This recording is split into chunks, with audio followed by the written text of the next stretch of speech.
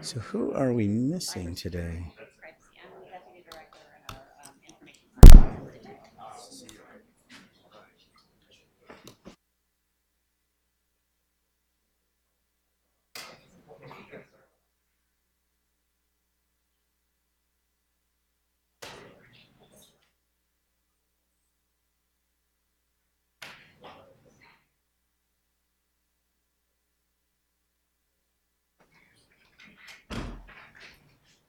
Well, good morning, everybody, and thank you very much for being here. It looks like we're all situated. I'd like to call to order the meeting of the Road Charge Technical Advisory Committee meeting for December 9th, 2016. And thank you all for being here. Why don't we start with asking Ann Johnson to call the roll. David Chu. Eric Sauer. Present. Terry Benzel. Senator Jim Bell. Lee Tin. Lisa Bartlett. Here. Lauren Kay. Martin Wax. Here. Nidhi Kalra. Pam O'Connor. Richard Marcantonio. Robert Poitras. Stephen Finnegan. Here. Chair Jim Adapper. Here. Well, great. Thank you all for being here. It's good to see you. Richard, didn't get a chance to say hi this morning. Nice to see you. I'd like to especially welcome our newest member, Terry Benzel. Ms. Benzel, right over here, is Deputy Director of the Internet and Network Systems Division of the University of Southern California. Their Information Sciences Institute, and a research scientist at the USC Marshall School of Business. She's replacing Gautam Hans as the member representing the data security and privacy industry. So Terry, welcome. Thank you very much for being here. A few housekeeping items as we normally do. As you all know, questions from the public are always welcome. We're not very formal here, so if there's something you want to say, do something like this, and we'll make sure we've got your name on a speaker slip at some point. Ann's got those right there, so at least we've got you in the record. But the main purpose of these meetings has been and continues to be to gather public comment on issues that we're discussing. There's a couple of spots on the agenda, number 2 and 13, but like I said, just raise your hand and we'd love to have you call up. And again, if there's items that are beyond the time we have on the agenda today, we always put those in our parking lot, and we'll be addressing those at a future meeting. And last but not least, just announce that Mitch Weiss, who's over here next to Carrie, he's going to be transitioning away from working with the Technical Advisory Committee because he's accepted a position as CTC's Deputy Director for Programming. So congratulations to Mitch. Commission staff is working on finding a replacement. In the meantime, we have other folks here that we'll be introducing in a little bit that are all familiar faces to us. So with that, I want to just get into the next piece as part of the roll call. David Finnegan, unfortunately, was defeated in the recent elections, and so he is working with folks at CSAC to try to find a replacement for him as a regional agency representative on the Technical Advisory Committee. So he's decided it wouldn't make sense to come down today from Del Norte County. So with that, let's move to item 2 on the agenda, and that is public comment. Ms. Johnson, do we have any speaker? I see a gentleman here with his hand up. Sir, why don't you come forward and address the Technical Advisory Committee, and we'll let you fill out the paperwork when you're done. We'll be about efficiency here. Welcome back. Nice to see you. Nice seeing you again. Yeah. Speaking here. You're ready to go. Well, thank you very much for coming to Riverside, and we all in the public has been watching very carefully what you all have been doing, been making a lot of accomplishments. Certainly, you've been raising public awareness of the program here. One of the thoughts I had through looking at this program as it has gone over the past few years is I'm always thinking about, I know that we'll have a pilot program. We're looking at a variety of different options, time, odometer, along with different methods. But I'm always thinking back to the old days of when we had our first marketing class and where we wanted the customer to do business with us and we wanted to make it easy for them to buy from us. I keep on thinking that right now we have a couple of issues going on right now. Gasoline is certainly not the most efficient way. It's been in effect for since 1911. That's 100 years. And we're deciding on what should we do at this point to really increase our funding for taking care of our roads. I'm saying all that to say that it seems to me that we should be able to go into the supermarket, this is an analogy, buy a package of gum or anything that we want and walk away. We should be able to go and buy gasoline or electricity or any type of energy source and just walk away. We're getting there, and I think the public is recognizing that's why we have the different options. But somehow or another, I keep on thinking, well, whatever method we come up with, will it last another 100 years? Will it allow everyone to participate and just go to the store or go to wherever they need to go and buy the energy source they need for their vehicle to operate and walk away? Or will we have a lot of overhead, a lot of administrative costs, a lot of requiring the customer to participate in the decision-making process? We got to make this easy somehow or another for the next, not only now, but for the next 100 years. And so one question I'm asking the committee is, how should I phrase this here? Is there a way, or is it possible that we have to consider, as we have so far, charging by the mile, and be concerned with the travel within the state? Shouldn't there be a universal program, almost like it is right now when you go and buy gasoline? I buy gasoline right now. I can drive to Florida. I can drive wherever I want. Whatever state I'm getting the gasoline in, that one just tells me to listen, we're paying for the gasoline in that state. And so why do we have to, I guess my question, why is it so that we have to concern ourselves with the travel within the state? I think this thing cuts you off when you hit 3 minutes. Go ahead, we'll give you another couple minutes. Okay, I want this frame the reference because I'm really looking at some type of universal way of doing what we're doing, and the customer can get what they want and everybody benefits. We still can get the miles per usage charge, but we're not so much concerned about whether they're driving to Arizona, they're driving on the side road. Is there something like that's possible? I know we're getting there, but I'm asking anyone on the committee, please address that question. Anyone? I think that's great input, and I know Norma and Carrie are taking notes, and probably I'll come back to you with some response a little bit later. Okay. And what was your name again for the record, just so we can? My name is Jesse Bryant Jr. That's right. And if, Jesse, you don't mind, go over there to Ann so she can make sure you've got your name on a slip. Are there any other members of the public that wish to speak for public comment? All right, thank you, Jesse. Hearing none, let's go to item 3 on the agenda, which is the approval of the minutes from the meeting in San Diego on September 16th. Is there any discussion, or do I have a motion for approval? I'll move approval. Okay, we have a motion from Finnegan, second from Wax. Any discussion? Hearing none. All in favor, please say aye. Aye. All right, the minutes are approved. Let's go to item 4 on the agenda. This is Technical Advisory Committee member reports. And this is an opportunity for members of the Technical Advisory Committee to update the committee and the public on what you have been up to in your role as a member of the committee. Ms. Supervisor Bartlett. Thank you, Chairman Daffer. So last month, I had the opportunity to be the keynote speaker at the UC Irvine Infrastructure Symposium and talk about the road charge. And at first, the audience was a little bit skeptical about, well, is this really going to work? Is it really going to be a replacement? And as I went through the discussion points, they realized, we really do need to have a true replacement for the gas tax.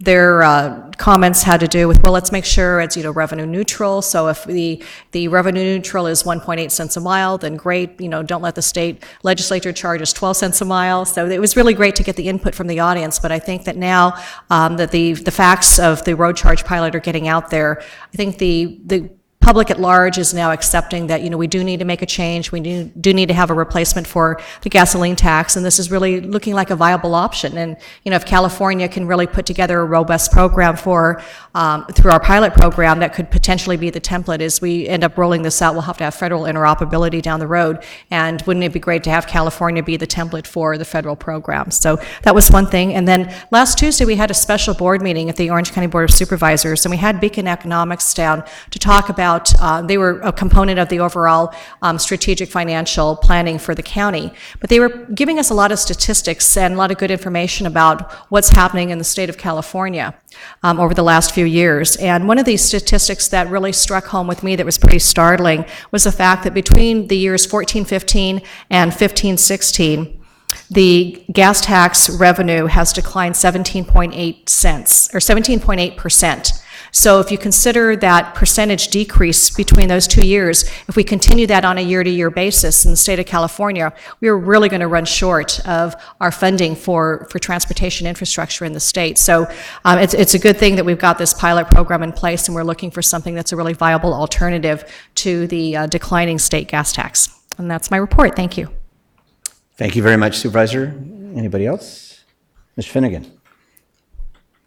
Yes, I just wanted to report that on September 29th, I spoke to and testified at a special legislative hearing in Los Angeles. Road charge was one of the features. There were other topics involved all aspects of transportation funding, and updated the group thanks to the CTC for the PowerPoint presentation that they prepared for me. And it was interesting that a lot of absorbing of information that happened, and some concerns expressed and some pushback, also including from rural areas with the impact on consumers. So I think there's still a lot of education that needs to happen at the legislature on this. Okay. Anybody else? Mr. Sauer. I participated in a presentation that Carrie did, actually in the Lion's Den. She presented at the American Trucking Association's management conference. She presented an overview and an update on the pilot program, and she did a fantastic job. Also, I recently, and I believe Steve was also interviewed by the same person, we were interviewed by a college student from Golden Gate University who was doing her research paper on transportation funding, and one of the items that she was focusing on was the road charge pilot program. So both Stephen and I both provided information to her. And then I've conducted, I believe, 2 or 3 interviews on this item with a couple of media outlets as well. Excellent. Thank you very much. Anybody else? I'll report. I had also a similar conversation with that same student who told me she'd interviewed you, and she had definitely done her homework. I was pretty impressed. She knew a lot about the program. I participated in a number of things. The Capital Ideas State Policy Conference took place in Sacramento, which was an excellent gathering of Transportation for America, folks from all over the United States that came in, and myself, along with Jim Whitty from D'Artagnan, held a couple of tabletop discussions on road charge, spoke at the APWA event in San Diego, WTS event. Malcolm Doherty and I participated along with Norma with the Western States Road Charge Gathering, as well as the Hawaii Department of Transportation.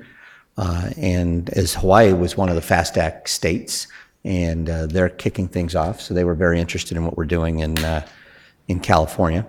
And then last but not least, participated in what we called the Road Charge Fall Forum, which was something put together by Secretary Brian Kelly. And this included folks from a variety of state departments, including the Governor's Office, Department of Finance, DMV, ARB, CHP, Consumer Affairs. I could go on and on. But it was really kind of a great gathering of folks to get a briefing on what we have been doing as a technical advisory committee and what the road charge pilot has been up to as the state, as we're getting ready to wrap this thing up, in the spring. Now, how would the rubber start meeting the road with departments? Would it be DMV running it? And what would be the various data points and all of those things? And so it was a very good, healthy introduction to the work that this task force has been doing now for 2 years. And I shouldn't say necessarily an introduction for everybody who was there. There was a lot of people that have been very familiar with it all along, but at this point at a very high level, department head level. So it was very good. So other than that, I've just been very active, busy with different things as this road charge pilot continues. Ms. Ortega. Just a couple of other comments. So currently, I'm the chair of the Ruck West 14-state coalition, Western State Coalition, and we did meet in Hawaii and participated with the Department of Transportation in Hawaii in a workshop that they held with their legislature and other public officials, and they are going to be ready to start a pilot sometime this next year. And I also wanted to comment that we have several member states that are moving forward with their own individual pilots, such as Colorado and Washington. I think their commission is meeting next week to further discuss the development of their pilot. And we continue to collaborate together to figure out ways where we can take lessons learned and not repeat same mistakes, certainly share information along those lines. And we are participating in the regional pilot. 11 of the 14 states will be working together. We have developed the scope of work, and we're hoping to release that in January. So a lot of work going on with the 14 Western states. It's definitely exciting seeing how that's coming along. Thank you, Norma. Okay, with that, lots been going on. Let's go to item 5 on the agenda, and Ann Mayer is not here, so Mitch Weiss, if you would give us the report on the work group update, please. Yes, the work group met earlier in the month. Unfortunately, as you noticed, we weren't able to get the book items to you guys as early as we would have liked, and so there was not opportunity for dialogue at the work group meeting. We provided those opportunities to later for the work group to provide feedback. However, there were no comments that they received, so we'll update you on the next meeting before the next TAC meeting. All right, yeah, and it's good to have the work group, various folks that are from different parts of the industry. As you all know, the task force couldn't have been beyond the number that was in the legislation, so this has allowed for some additional industry input, which has been good. So let's just move and keep Mitch going. Let's move right into item 6 on the agenda, and that's a review of the September action items. And these are the things that we had from the meetings in September and June. Mitch? There's a list in your handouts. There were 5 items from our September meeting and 1 left over from June. I'm looking forward to many of these items being addressed in the presentations today, and if not, we'll be following up with Caltrans on the status of these items. Okay, any questions? It's just an information item.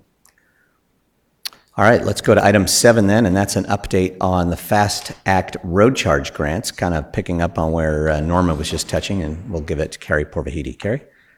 Good morning, Chair and TAC members.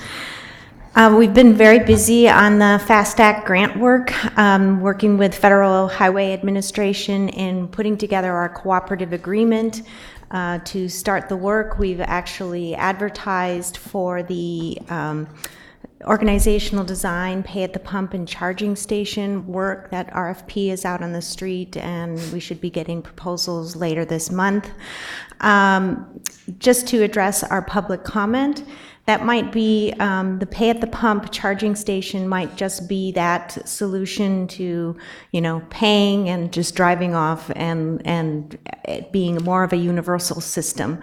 As I mentioned at our last TAC meeting, we're investigating whether or not a pay at the pump or charging station option is really viable at this time. As you recall, Oregon tried it many years ago in their first pilot. It was very costly because they had to retrofit all their infrastructure, but there have been advances in technology and vehicle technology, as well as all types of technology being able to communicate between the vehicle and the infrastructure. So we're hoping that we're going to get some great ideas out of this initial investigation, and hopefully it will be viable and we can move forward with requesting additional FAST Act grant funds when they become available to actually demonstrate a pay at the pump charging station option.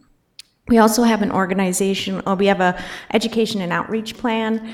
We're currently drafting a RFP, a request for proposal for that work, and it should be on the streets pretty soon. We're trying to get everything, all of our ducks in a row, so the FHWA has indicated that they may be putting out a notice of funding opportunity for this next phase of the FAST Act this month. So we haven't even gotten the first phase of funds, and they're already they could be advertising or putting out this NOFO for in December for the next tranche. So we're moving pretty quickly on the FAST Act grant work. Thank you very much, Carrie. And I'll use this opportunity to talk about the pay at the pump idea. And again, I described this the other day at the commission meeting. But I mean, and I like to tell people, at least in my personal perspective, this is just me personally, having watched this thing, what we've been piloting has taught us a lot. And it's been extremely instructive. And what we need to look at is the reality going to be that we'd have 33 million account holders in a state where 1 in 6 don't even have automobile insurance. So, and it's probably not going to happen. But that doesn't mean that what we've done is for naught, because we've learned so much, and we learned what reporting methods make sense, which ones don't. You know, we've seen the smartphone reporting method probably not been the greatest. We've seen the plug-in port with GPS or non-GPS has been a raging success as a Fitbit for your car, if you will. The idea with the pay at the pump is pretty simple. As we saw from the initial work that we did when we did our first focus groups, you all remember, people didn't even know how roads are funded. And here was an opportunity where we were able to find that out very easily. Well, let's welcome Councilmember Pam O'Connor has joined us. Good morning. Good to see you. Thank you very much for being here. I had to share with my 2016 Chicago Cubs World Series champion. I'm from Chicago, originally. Very thrilled. Well, welcome. It's good to have you here, Pam. So, you know, when you look at where we're going into the future, if the public really doesn't know, when they put $5 in number 10 and they drive off, they don't realize they just paid their share of running on the roads. We found that out real quickly. An idea with the pay at the pump model is, again, the example I use is, let's say you pull up and the pump is equipped with technology that receives data from your car. Your car is equipped with technology that has recorded the miles you drove on a public road, and that's all. There might be other data like smog data or, you know, NOx emission data. So if your car has a problem, it would alert you to that, or they would be alerted. Maybe you don't need smog checks anymore. But you pull up and you put $20 on number 5, and it knows, and the price of the gas registers, if you look at the pump, it says it's, you know, it says it's $3.75 a gallon. But you pull up, but because your car is so equipped, it knows that you're only paying by the mile. So now instead of it saying $3.75 a gallon, it says $3 a gallon, or whatever the real number is. The gas taxes are no longer included in the price. And you pull up, you put $20 on number 5, and the thing says you drove 100 miles since the last time you got gas. So let's say at a penny and 1.8 cents a mile, that's $1.80. So now you have $18.20 available for gas. So it takes the $1.80 off the $20. You pump your $18.20 that you have left over, and you go on your merry way. And it becomes behind the scenes, just like the gas tax is today. So that's a very simplistic look as to what a pay at the pump model might be. And if you pull up and your vehicle's not so equipped, the price still stays at $3.75 a gallon. You pay the gas tax and you go on your way. So just the way it is today. So that way, as the fleet transitions over the next 5 to 10 years to more of these technologically equipped vehicles that have that, we still follow the issues that this technical advisory committee has studied, which is privacy, data security, and obviously giving the options for those. So that's kind of the concept that maybe a pay at the pump model might include. What we don't know yet, and my hope is this technical advisory committee continues to advise on that, because you guys have got the expertise. You've been doing this for so long. The legislation that we're operating under, Senate Bill 1077, just contemplated the pilot we're doing. So, you know, Norma and I are talking, we're talking with folks to figure out, along with Secretary Brian Kelly, how we will be able to move forward as we go into this next pilot with the FAST Act as it's moving forward. So I just thought I'd give you that brief overview, at least from my perspective as I see things as they move forward. Stephen? I had two questions, or one question, I guess, but before that, I wanted just to comment on what you said. I think that the big question of how we move on, what are the next steps, both for this effort, what the legislature may or may not do, what the administration may do, I think that's very critical, and I think we need to give more attention and talk more about that to provide input into that process. But the question I had was for Carrie. Under the RFP list, you have organizational structure and compliance program development. Could you provide just a little bit more information on that? Sure. So for our pilot that we're running now, we're doing a organizational design study at a very high level, and it's looking at how does a road charge, if implemented statewide, is going to impact other departments. So DMV, Board of Equalization, State Controller's Office, ARB. So there's a wide variety of different agencies and departments that are going to be impacted if this particular system would be in place. So at our pilot, we're doing at a high level. We wanted to do a deeper dive with using the FAST Act funds, and actually we're partnering with Department of Motor Vehicles in this effort and looking at what is the impact and what kind of resources are going to be needed, if we're going to need more IT. So it's just a broader study. For the compliance and program development, as you know, we're not doing any enforcement in the pilot. We're just looking at the anomalies. So we need to have a little bit clearer understanding of what the enforcement impacts would be on CHP or our courts or whatever. So that kind of feeds into the organizational design as well. But also, if we need to structure some type of tiered process for, collections, whatever it is, we need to develop some scenarios as to how could we implement compliance. Because right now, there is no compliance issue. You pay the gas tax. And there wouldn't be an issue when we have this overlap, when we're running the road charge and we're still collecting the gas tax. But once the gas tax go away, the enforcement is going to be an issue. And just one quick follow-up on the organizational side. I mean, are you looking at various scenarios, or are you picking sort of some methods and making choices for that organizational assessment? It really is going to come out of what comes out of our pilot program, what the administration wants to do, but really we're just observing all of the entities that are involved and the potential impacts. And we could say, yes, it's going to go to DMV, and how is this going to impact DMV? We could do a variety of different scenarios. It's really, getting the consultant on board and having that dialogue. What's the best approach? All right, thanks. Supervisor? So the pay at the pump model, I think, is really an interesting and certainly easy to use type of arrangement. But the questions that I have, is that intended to be, because we have to retrofit all of the gas station pumps, so is that intended to be transitional or permanent? Because it obviously addresses a certain part of the population that goes to the gas station to fill up gas, but then it doesn't take into account all of the cars out there that are all electric or natural gas that never go to the pump to fill up gas. So that was my first question.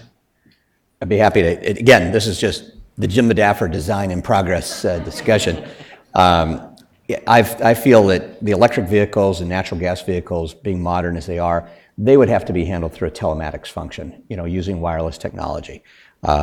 This idea of putting a meter at a charging station or something like that, I just don't. There's just too much there. Again, I think what we need to look at is compare the fact that today's gasoline tax is so inexpensive to collect and administer, 1%. And you've got, as I forget the exact number, how many few terminal stations are in California where this is actually paid at the terminal as opposed to at the actual pump. The idea behind the electric cars or the natural gas or alternative fuel vehicle would be through telematics. Transitionally, yes. With respect to gas stations, there's about 100,000 gas stations in the United States. It would probably be a lot cheaper, especially for those in California, to convert those and equip the pumps. And again, to Norma's point, when Oregon tried this 10 years ago, the technology didn't exist that we have today. And then I think, as I've said for so often, technology will pretty much solve a lot of these problems as we move forward. So the pumps could be equipped. Vehicles, as they roll off the assembly line, would also be so equipped, and they wouldn't just necessarily be for mileage. As I mentioned, it could be for smog, it could be all kinds of other monitoring things. And this would, again, have those privacy implications that we've talked about here, that a consumer could opt in or opt out. If they don't want to participate, they could use a manual method, or they could go with the plug-in method. But the idea behind this is to try to get the masses to have something that is cost effective.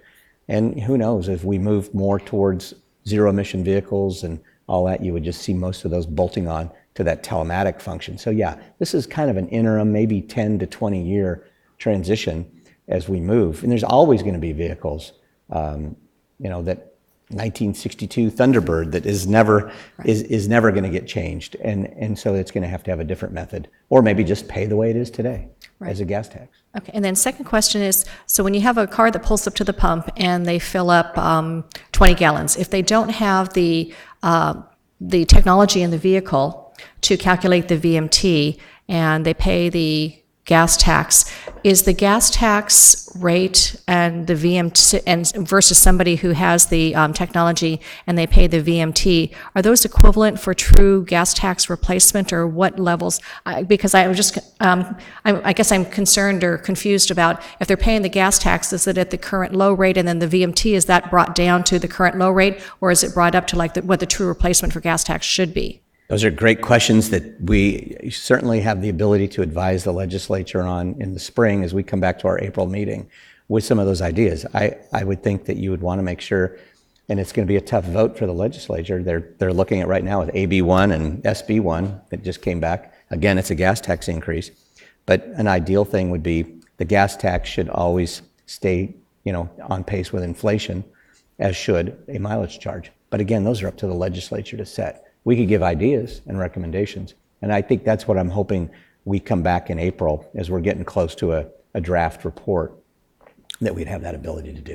Okay. Because they're going to be looking to us for that. And I would hope that a bill would go into place if necessary to continue on this group to be able to then look at those next pieces. Right, because depending on what the legislature does, it would be more advantageous for people filling up at the pump if they knew they were going to be, if they had the technology versus not having it, and what they would pay in gas tax. One's going to may be higher than the other, and they would opt out of the technology if the gas tax is going to be lower for them. So, people will try to kind of game the system and figure out which is which and which is lower as far as a gas tax that they have to pay. I think we came up with the 1.8 cents based on the average, but there's no question, as we learned, certainly Richard Marcantonio, I reference you all the time when we talk about the social justice aspects, that people that are lower income and driving older vehicles that are typically getting only 10 miles of the gallon are paying 8 to 10 cents a mile.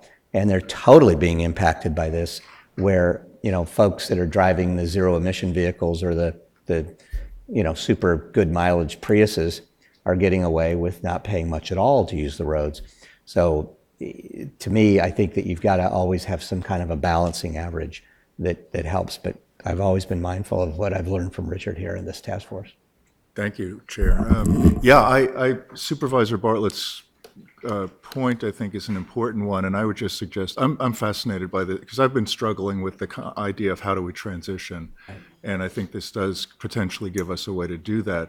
But I think we do need to, and I don't know if the feds will fund this kind of research, but some kind of an assessment of, given the fact that the people who are going to be driving the newer cars that are going to be able to transition to the VMT charge will tend to be wealthier people, and vice versa.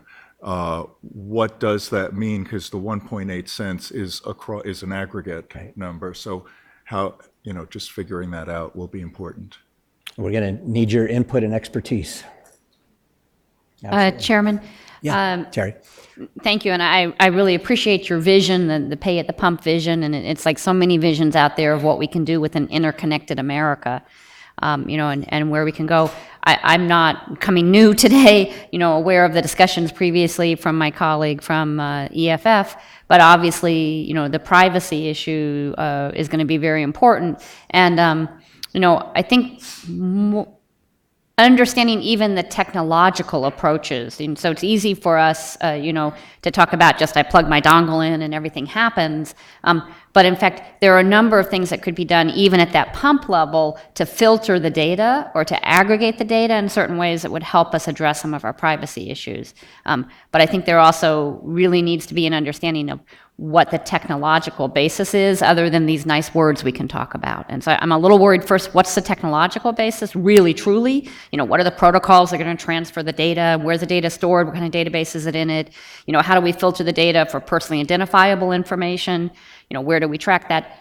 So looking forward to some more discussion on those Which is why topics. we're so glad you're on this task force. And the task force, and when you get caught up on some of the prior reports, has done a really good job. The consultants have done a great job in identifying some of those technical issues to make sure that personally identifiable data is protected. So, and I Thank you. think that.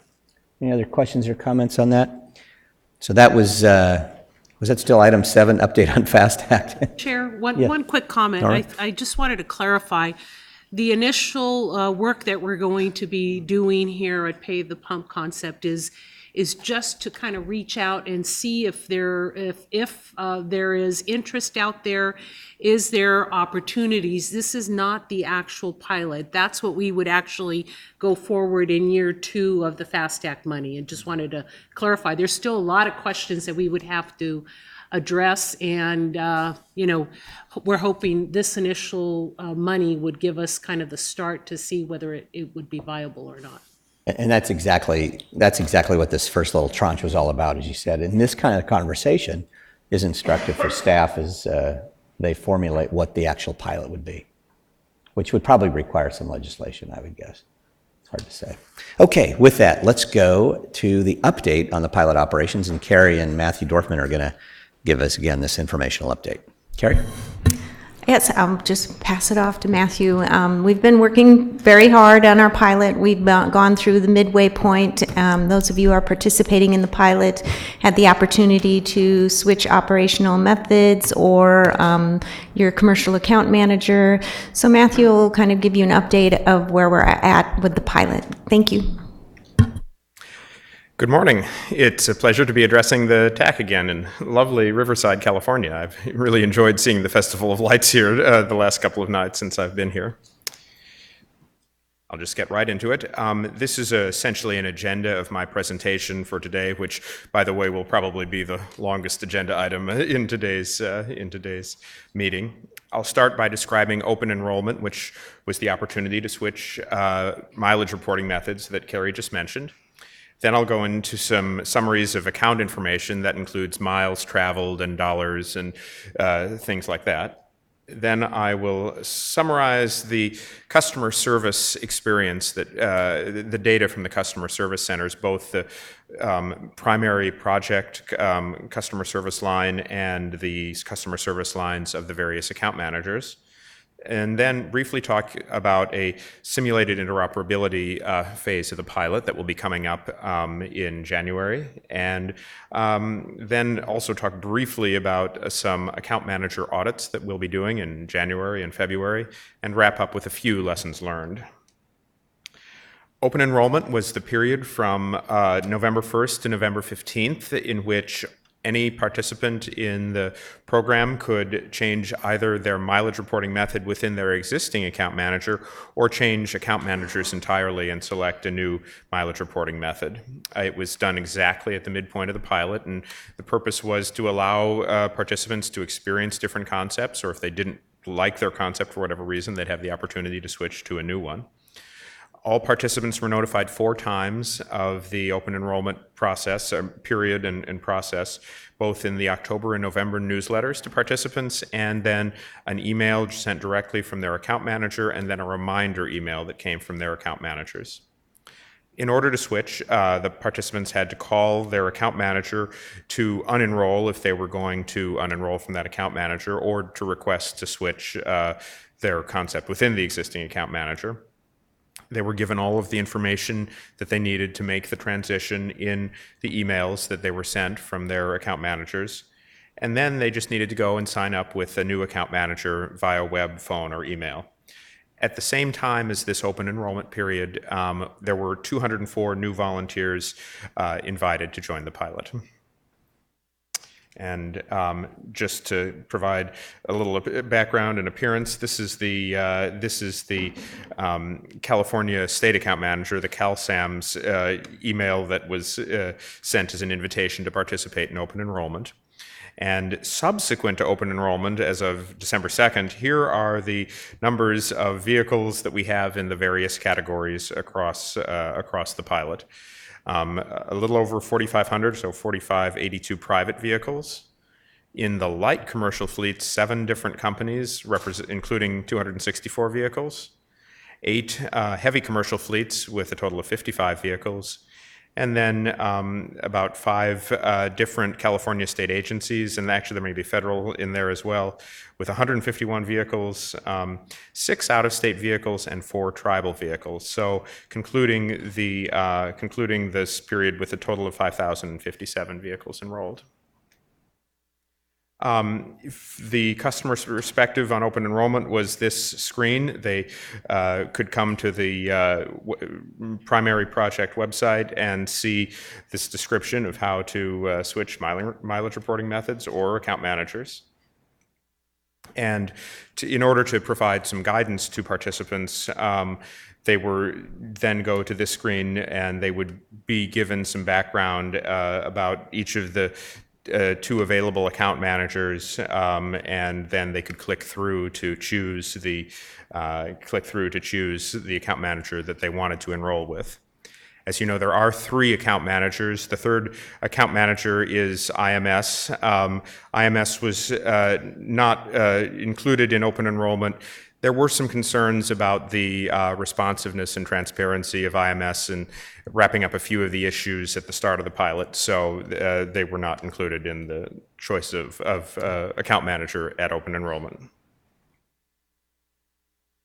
To just summarize the data from open enrollment, and this does not, except at the very bottom, include the newly invited participants. There were a total of 90 participants across the 5,000 or so who were invited, who chose to switch operational concept or account manager, and those represented 92 vehicles.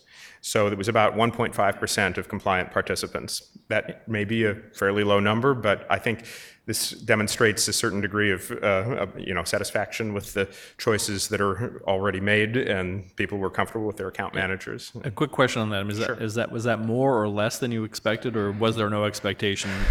I mean, I expected, market inertia is a real phenomenon. I did not expect a lot of people. There's a reason that you see Geico and a lot of the car insurance companies advertise the heck out of, 15 minutes will save you 15% or more, because people don't switch. And so I'm not hugely surprised that it was a fairly small number like this. In a sense, I am gratified. I think if we'd seen a lot of switching, that might have been a little bit concerning about that people were dissatisfied. I didn't have a specific expectation, though. Just to wrap up the data from the various account managers, 9 people from Azuga chose to transition to the CalSAM, but there were also 46 internal changes of mileage reporting method within Azuga. The net of all that was that people using the GPS device to plug in gained 40. That was the big winner in terms of operational concepts. That may indicate that people became even more comfortable with GPS as the pilot went on, or it may indicate that they wanted to take advantage of the various value-added services that you get when you have your location data reported. Non-GPS gained 2. The Driveway smartphone app lost 18 in net. I'll talk about that a little bit more later, but that was just a reflection of some people not maybe liking the app itself. The VCon self-reporting smartphone app in which you take pictures of your odometer gained 1, and the smart car telematics gained 2 participants. IMS, as you know, people were not allowed to transition into IMS. 21 individuals transitioned to Azuga, and there were 3 internal changes. There were 17 loss of GPS and 4 loss of non-GPS.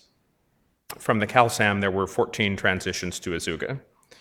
And of those 204 vehicles, there were 88 who enrolled as of November 18th. Just to show everybody the enrollment trend, this chart goes back to the beginning of the pilot, and really the ramping up to 5,000 vehicles took place by far between the start of enrollment in the 17th of June and probably early August. We had achieved the 5,000-ish vehicles enrolled in the pilot.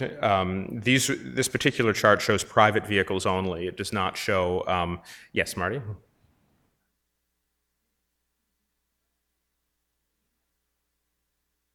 I thought, but sorry, it takes two tries. Did you collect any data on the reasons people gave for transitioning when they did take advantage of open enrollment? Did they express dissatisfaction, or were they being more adventuresome, or do we have any insight about that? I only have sort of anecdotal data, so I don't have rigorous data on all of the people, but I know from one of the account managers that a lot of the people who switched explained they just wanted to try something else. That was the primary motive. So I'll just go ahead and move on.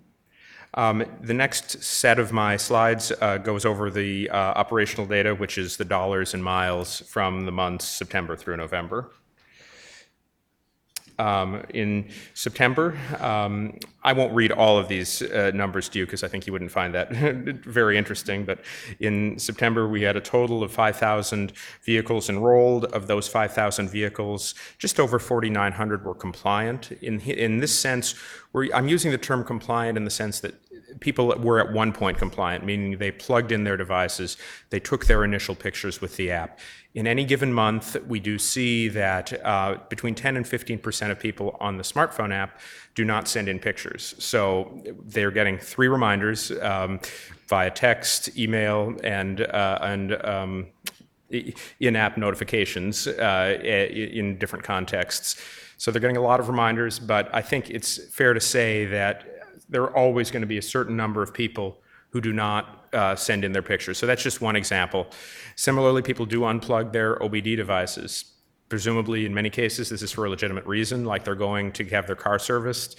Sometimes people forget to plug them back in. So these people in this compliant are people who just forget for a month or unplug their device are not considered long-term non-compliant, which is the tally here. These 4,900 people had reported data since the beginning of the pilot, and thus there were about 100 who had never reported any data, and those people were considered non-compliant. As you can see, we had a fairly high compliance percentage by September already. That was ramped up over July and August. In September, there were about 4.6 million miles traveled, and that netted 80,000, a little over about $81,000 in road charges. Of those, the fuel tax credits were about 67,000, which led to a net revenue of 13,000. And as we saw back in the September presentation, this does mean that the fuel efficiency of the fleet participating in the pilot is slightly higher than the average fuel efficiency upon which the 1.8 cents would basically be a neutral. And Lisa, this gets to the point you were raising earlier. When you see, the folks that are, whether it's the electric car drivers like myself or the Priuses are not paying anything, it's actually finally getting captured. So I'll move on to October. In October, we had slightly fewer enrolled vehicles. That was due to the fact that we began dropping some of these long-term non-compliant vehicles that had never reported any mileage data. All these people were given 3 reminders and opportunities. In many cases, they were called, and they still chose not to plug in their device or install the app and send in the pictures. So there were a number of folks that were dropped. But as you can see, the compliant vehicle numbers went up. So we also were achieving higher compliance. Slightly fewer miles driven in October than in September. $72,000 in road charges, $60,000 in fuel tax credits for a net revenue of about $13,000. The November data We just got in, all the account managers report in their data electronically on the 5th of the month. So the data came in on Monday, sometimes in some cases fairly late on Monday. We crunched the data on Tuesday and had the data for the slides on Wednesday. And the reason I'm saying all this is there is a note too at the top just saying this is preliminary. We're still working through the data, just looking at it. I don't think that these numbers will change, but I want to just give myself that asterisk in case that something were to be found. But I think these data are pretty final. As you can see, at the end of open enrollment, we have the 5,057 enrolled vehicles. We are now up to 5,014 compliant vehicles, so we do have over 5,000 vehicles that are actively sending miles and sending data. And again, we noticed a slight drop in the number of miles traveled to 3.8 million, and correspondingly, road charges were about 67,000, 55,000 in fuel tax credits for a net revenue of just over $11,000. Matthew? Yes. Is there I'm noticing the trend in miles driven is consistently dropping over this short sample period. Is there a reason why that would be expected, or could it reflect driving less because? I mean, I think seasonality may be part of it. Certainly in the heavy trucks, we could actually see a very distinct seasonality. And this is only 55 vehicles, but as you'll see in the slide on heavy trucks, they drive they're like 1% of the number of vehicles in the whole pilot, but they drive 15% of the miles. So there's a lot of miles. So there, seasonality in trucks. I can assume there's some seasonality in driving by normal people. In July and August, there's more vacation, people driving further. Beyond that, I mean, there was probably some random element in it. I don't have any greater insight than that, though. So just to illustrate the number of enrolled versus compliant vehicles over the months of August through November, the number of compliant vehicles has increased almost in a linear way. So we are now just over 5,000 compliant vehicles. The number of enrolled vehicles dropped both due to a few individuals dropping out of the pilot, and also there was non-compliant individuals being removed from the pilot. And then in November, you see a spike up on the number of enrolled vehicles. That's due to the number of new vehicles invited during open enrollment. Just the same graph, basically, but broken down by account manager. There's this slight downward trend from August and September in most of the account managers, and then a tick up at the end in November, once for the vehicles that were enrolled at open enrollment. Also, you can see the number of vehicles, the number of compliant merges into the number of enrolled vehicles in most cases. And E-Road is the account manager for the heavy vehicles. They've had 55 vehicles all the way along. There's been no additions or drops there. Quick question, is there a explanation for what appears to be a significant difference between the divergence or lack of divergence between Azuga and IMS as they go forward? IMS has a few more non-compliant folks we've been trying to get to participate. These numbers are actually pretty small in terms of the total difference. It's probably just 20 or 30. So also Azuga has 3 times as many vehicles as IMS. That was the case from the beginning, so everything there is just kind of magnified. Matt, I was a non-compliant participant in August and September because the equipment wasn't working. Oh. And it was corrected after several iterations.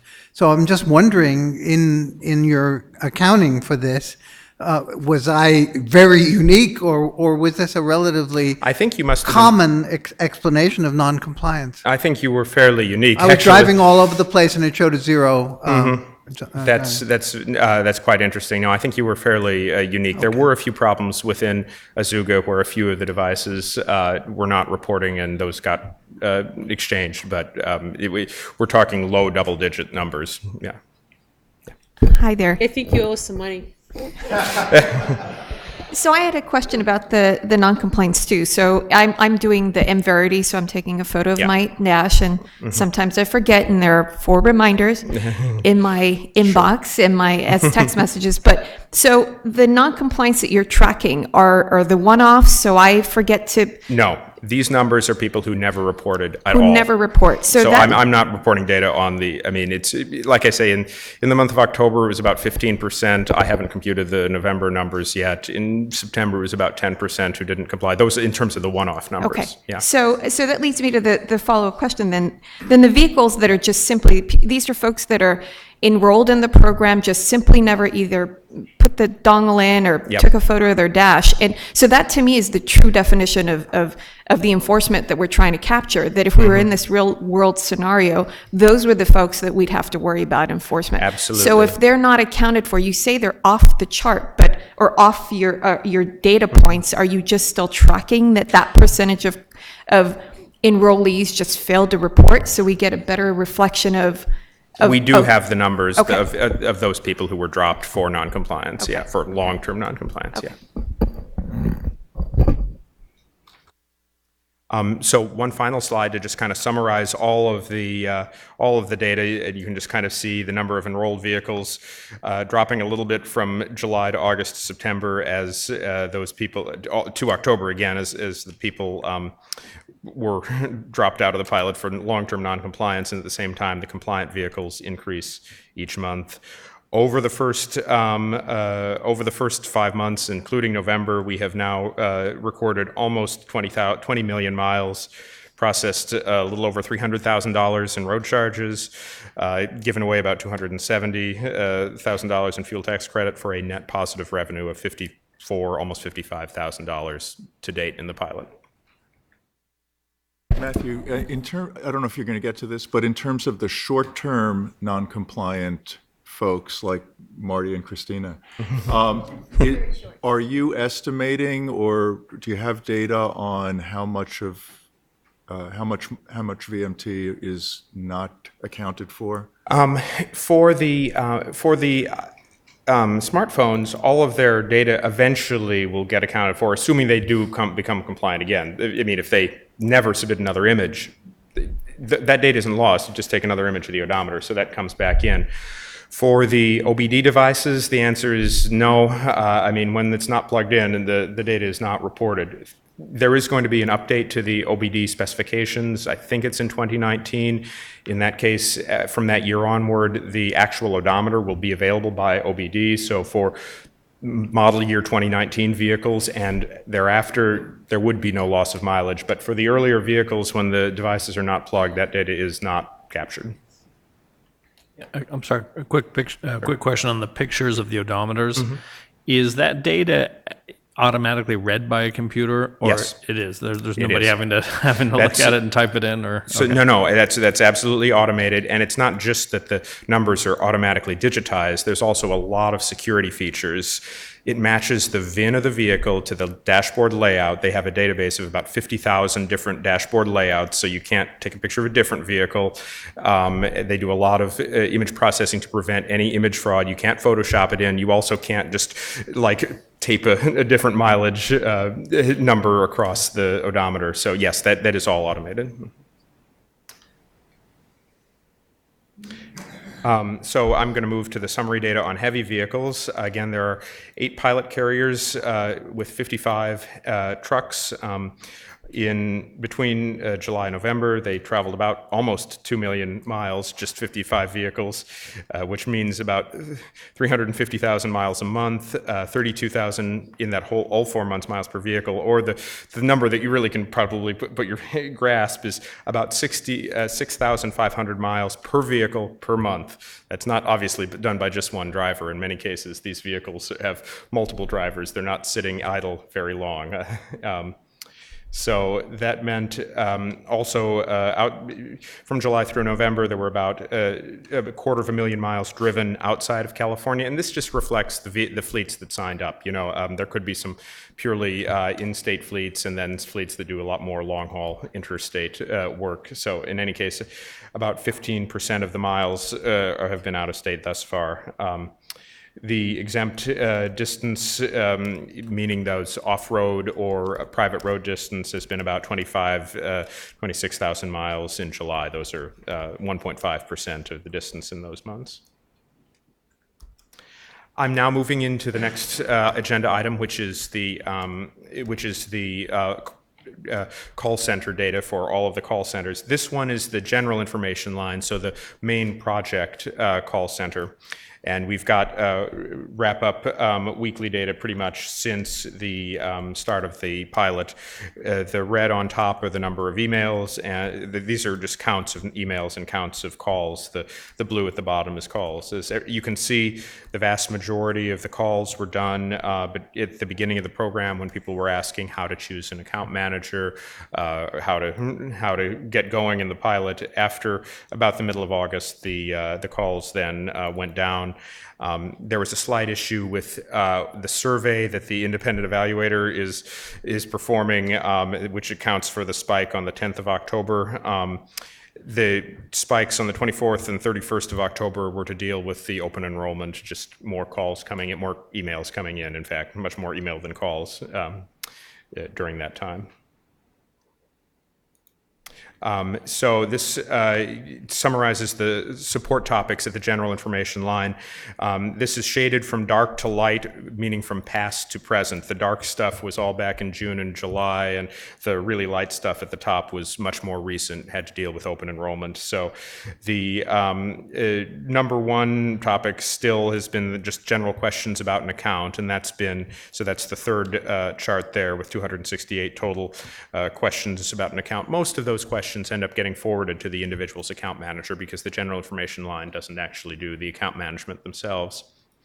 Number two was general question about the pilot. What miles are counted? Are off-road miles counted? It's a whole range of things, but not specific to their own functionality, more the sort of either how the pilot is actually set up, and that was the number two issue. Also, those have kind of trailed off a little bit. The number three issue, again, since the start of the pilot, help me pick an account manager, that was almost exclusively in June and July. The fourth topic was activation code questions, also very much isolated towards the beginning of the pilot.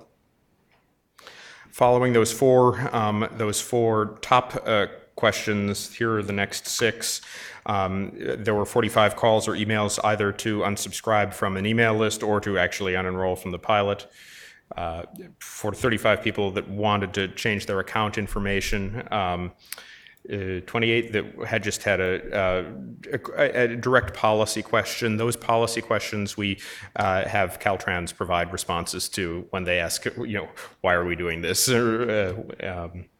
There were 26 calls about scheduling an odometer reading. The odometer readings were for the participants in the CalSAM who did not want to use the mobile phone image reporting, and we're also not on the time permit. The time permit folks are not required to have an official odometer reading. Everybody who is using the mileage permit or the odometer charge does. Most of those folks, I would say a little over 80%, are using the smartphone, but the remaining 20% went to one of 15 different smog check referee locations located at the community colleges throughout the state. So there were about 26 calls to schedule an odometer reading. There were 21 individuals who, for some reason, didn't have an invitation, wanted to enroll, or about 14 who felt they missed the enrollment deadline. Again, based on my own experience, I would ask, the way this is coded, it says there's a question about activating the account. That's a relatively neutral way of expressing things. How many people called and said, this isn't working, my bill is wrong? Actual problems that should be tracked. As in my case, where I called 3 times and said, you're sending me a zero balance report, and my device is in the vehicle and I'm driving everywhere. What's going on? It's the way it's summarized here. We can't tell how many of these calls are about problems as opposed to inquiries? Okay, that's a fair question. I don't have a number on that right now, but I will, that's a number that we can look at for providing at the next TAC meeting.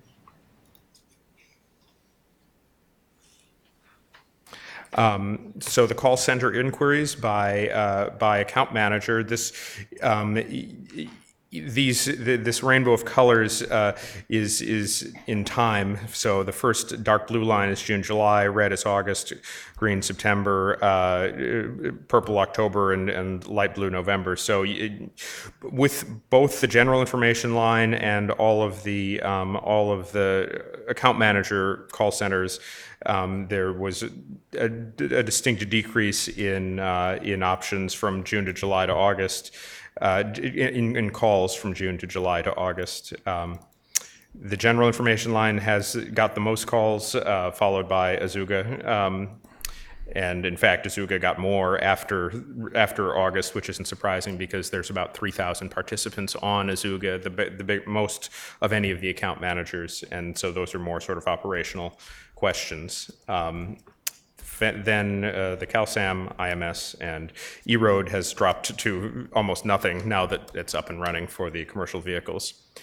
At the request of the TAC last time, I'm not sure who made the request, there was a request to normalize this by 100 enrolled vehicles, So this is coded slightly differently. The rainbow of colors now represents the account managers, and this is now the basic categories are the months between June, July, and November. So this illustrates in a very blunt way that the number of calls per 100 enrolled vehicles has gone down substantially.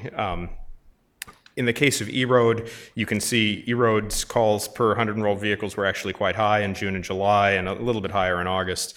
They actually had to call and schedule individual installations of those devices in the vehicles. So a lot of that 109 correspondence per 100 enrolled vehicles just as a reflection of scheduling individual installations of those devices in the vehicles. I mean, some of those also did deal with getting to know the E-Road system and the software, which is actually more fully featured and complex than the software on just that the normal participants, the light vehicle participants deal with, because the carriers have access to a lot more data on their fleets that they can use, so they're just kind of coming up to speed with software.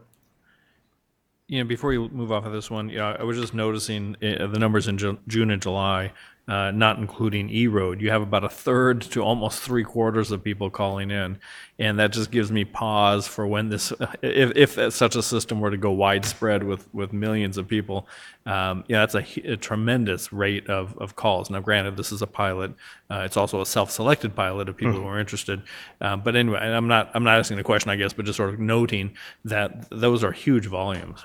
They are huge volumes, and I think that does speak to the fact that at the beginning of such a program like this, there will be a fairly large number of calls, and I think that also speaks for the need to phase in people and not do a big bang start, because, I mean, phase in people in a smooth way, not a single.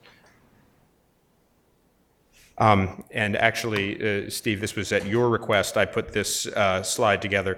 This is the actual number of individuals who have dropped out of the pilot. These are people who voluntarily dropped, not those who were non-compliant and then dropped, but who had actually plugged in their device or taken the pictures, gotten started, and then chose to leave the pilot. So there were 14 from Azuga, 11 from IMS, and 33 from CalSAM for a total of 58 individuals. That's not vehicles, this is people, just to be clear, because kind of dropping is something that an individual would choose to do. Of the reasons, this data was collected I wouldn't say it's in a completely thorough way. There were some people who didn't really give a reason. I mostly grouped those into the personal and family. Personal and family were things like, I'm moving to another state, or I totaled my vehicle and I just don't want to participate anymore, or there was one that said, my wife does not support this program, so I need to leave it, or something like that. So, there were about 15 individuals who said that the program was too complicated or time-consuming, so decided not to continue participation for that reason. And number 3 was a tie between OBD2 issues and the odometer reading locations being too far. OBD2 issues, about half of those 6 were people who had another OBD device already plugged in their vehicle, and then they suddenly realized, oh, I can't have 2 devices in.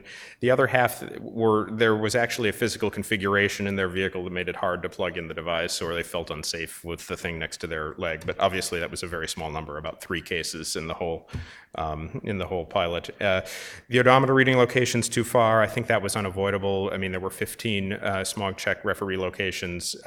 These were very well publicized on the website, but still there were people who signed up and then decided they exclusively wanted to use this manual odometer reading and that they were 50 or 100 miles from the closest smog check, and then decided that was a reason enough not to participate in the pilot. Hey, Matthew, I have a quick question. I know there were some folks that had some concerns about the smartphone, the draining of the battery. Did we see any folks I did drop not off, see any drops from that. I mean, I know anybody there who was somebody that was trying to drop. there were but people who couldn't get dropped. transitioned. There were a number of folks who transitioned, and those people who came to Azuga even prior to open enrollment were allowed to transition from the smartphone app to other mileage reporting methods. I don't believe that any of those people eventually dropped. That they usually chose a GPS or non-GPS device or switched to the VCon M-Verity smartphone app. So getting to the upcoming simulated interoperability, this is a simulation of interoperability with Oregon. One of the TAC recommendations last year was to explore the possibility of including some interoperability in the pilot. There was a brief conversation with the Origo folks at which they kind of thought doing technical interoperability during the time frame of the pilot was not a feasible or desirable activity. So we're simulating interoperability. In this interoperability simulation, all individuals using IMS who have a OBD2 device with general location, which is with GPS, will get a actual charge line item on their invoices for any miles they drive in Oregon. And thus, the Oregon miles will be invoiced at the Oregon rates set for Origo, which is 1.5 cents per mile in Oregon, and the Oregon fuel tax credits will be provided at the Oregon fuel tax rate, which is 30 cents per gallon. We're currently testing this system. It looks very good. I think everything is pretty much ready to go. The results of that testing is due to Caltrans by the 19th, but I think I'll be able to provide those results much sooner, meaning early next week. This simulated interoperability will run for the last 3 months of the pilot, January, February, March, for those those participants who are using IMS and have the GPS device. So when anybody goes up to ski on Mount Hood or Mount Jefferson, they will see these Oregon miles invoiced in their invoice. And all of those participants will be notified by email next week of this simulated interoperability.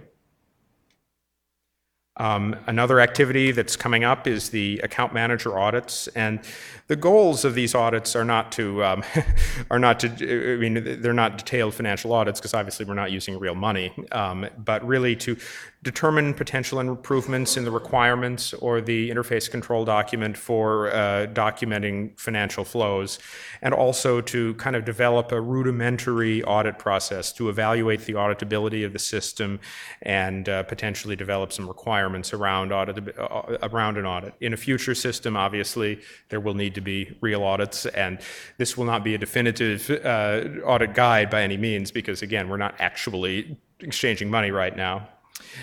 So the scope of this work will include following transactions from the actual measurement in the device through the account posting using the documents that the account managers provide us, also looking at the error logs and the simulated payments that participants make.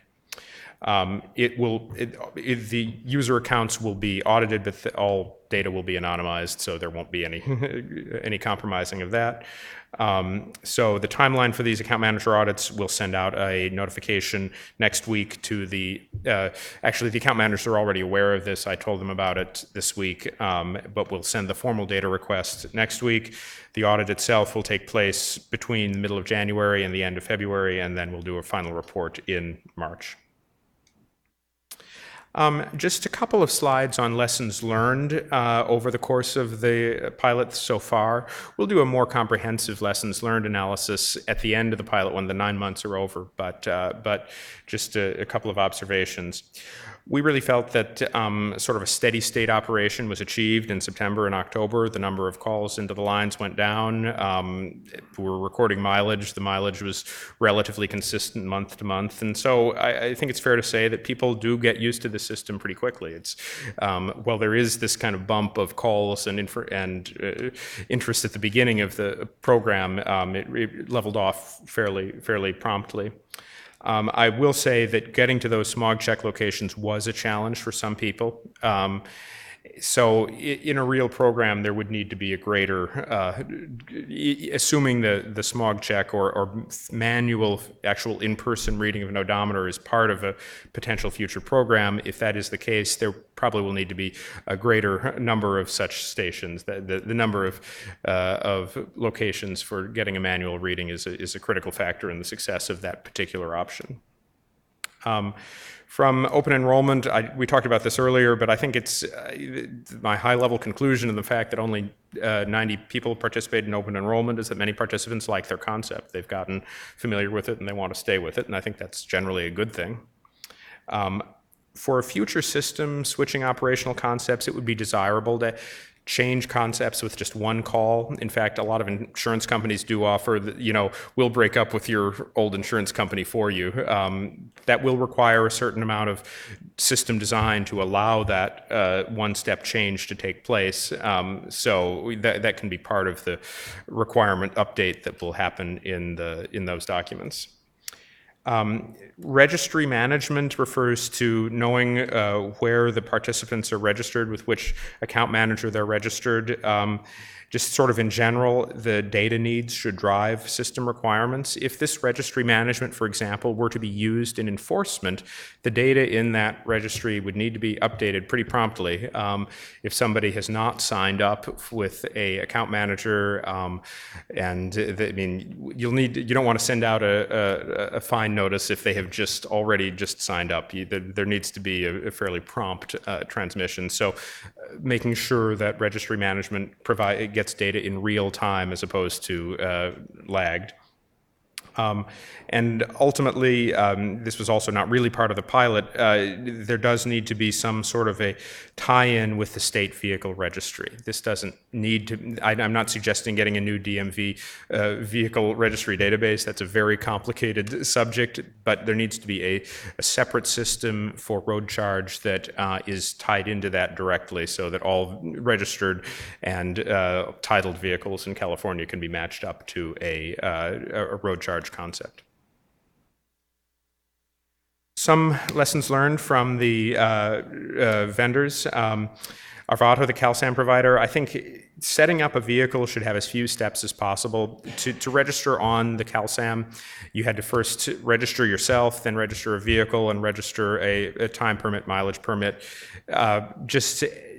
Making things easy and simple is often harder than just implementing it in a direct way. So for those manual methods, they should just have as few steps as possible to register a vehicle. From Azuga, Azuga is an experienced account manager, and their system certainly ran very smoothly, and they've gotten very good reviews of their value-added services. And even in open enrollment, with people switching to those GPS devices, I think there was definitely a draw of using some of those value-added services.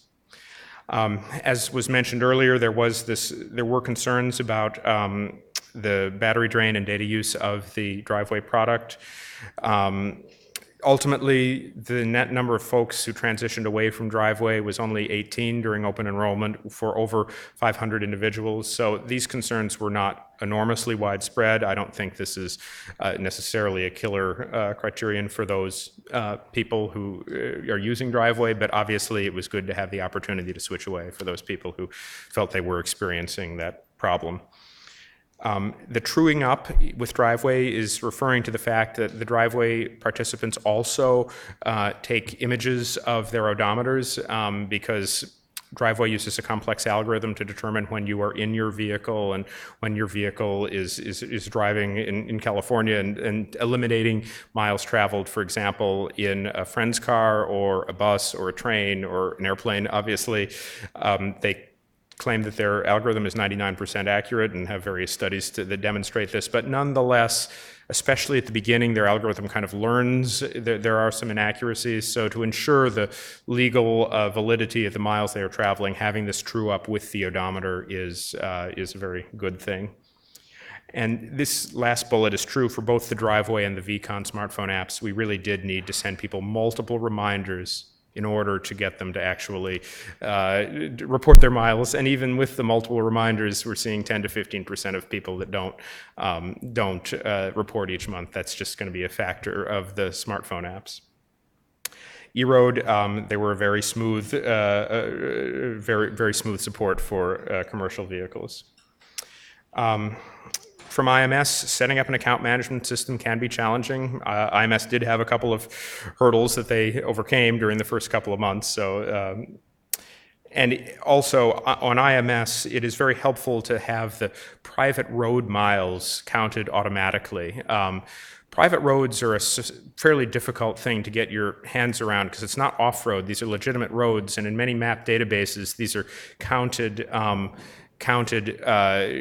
just like public roads. And in fact, Azuga uses Google Maps, and Google Maps does actually not distinguish in a way that customers can access the distinction between public and private roads. The company here, which used to be called NavTech, people may know from their support of various devices in your vehicle, Garmin's and such. NavTech, or here, does distinguish between public and private roads, and so IMS has been able to exclude private road miles from the number of miles charged. There was one particular participant who was very interested in this. He was a land developer in northern California, and thus probably develops a lot of private roads, and wanted to ensure that there was a way that this mileage would not have to be charged. VCon is the mVerity app. Again, I think in general, taking odometer images works well. It's something that people have been able to do, and we've been able to collect a lot of mileage, but just as I said before, there need to be a lot of reminders of people, and you're still not going to get all perfect compliance on a month-by-month basis. However, the good news is, of course, as soon as they report their next odometer image, it'll be caught up. In terms of Smart Car, which is the provider of the vehicle telematics service, not as many models are supported as we had originally hoped, but their number is growing. I noticed at the Los Angeles Auto Show, they've just added Hyundai to their list of supported vehicles. That software won't be ready in time for the pilot program, but it is a growing number of automakers that they are supporting.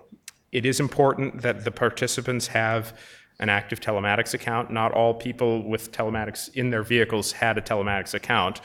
Many vehicles now come with 3, 4, or 5 years of a subscription. After that, sometimes you have to pay to do that. But even people with a free telematics system didn't necessarily register for their account because they actually have to go online and create a password and a profile. So it is important that people know they need to create an account. That's probably not the case for Tesla. I think a lot of Tesla folks are really engaged and have their telematics accounts. Also, the smart car system does not currently support location-based functionality. That's really kind of an engineering architectural issue, why that is hard.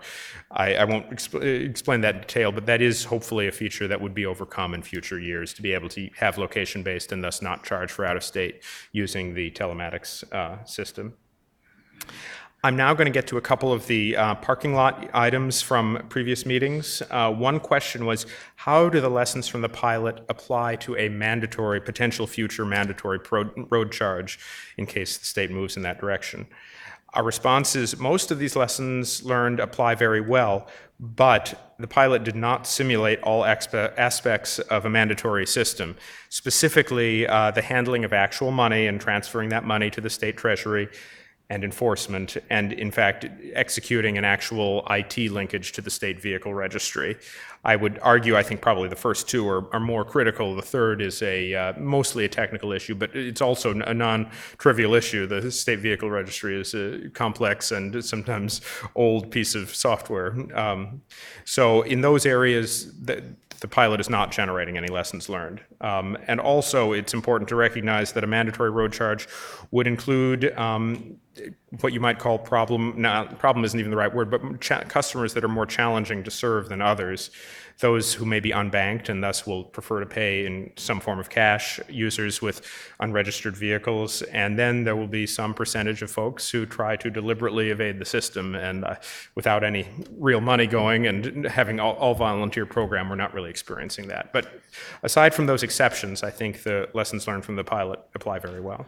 And if I could just add at this point, I think these and other reasons sort of back up. I think my greatest concern going forward is that there's a premature rush to action by the legislature or others that will backfire.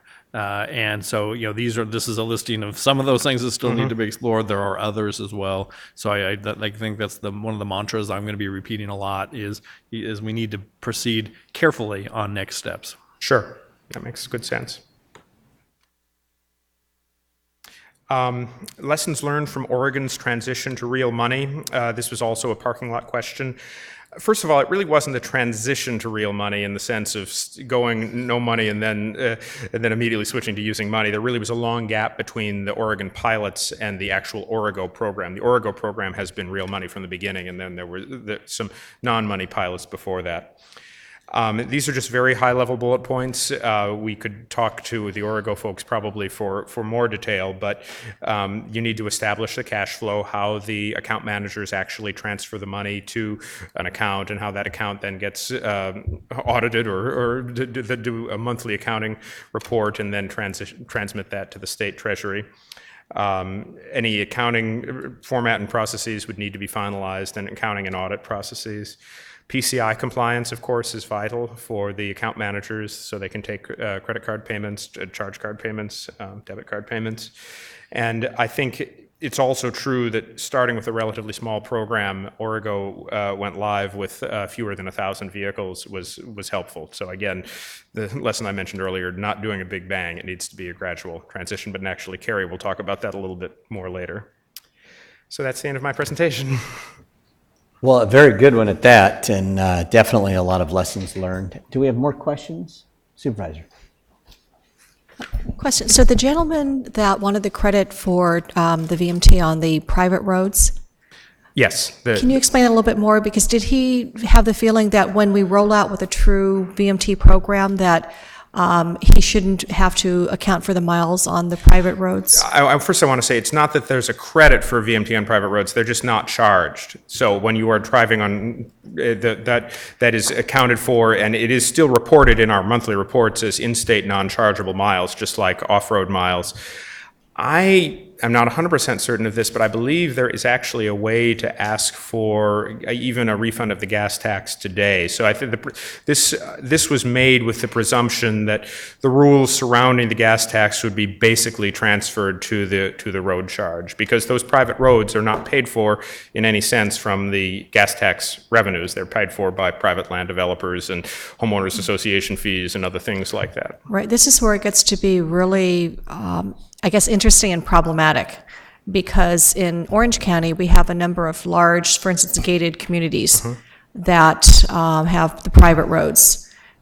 And then would you have if you've got the telematics, then would you have a device that when you enter the community, it turns off the count for VMT, when you exit, it turns it back on?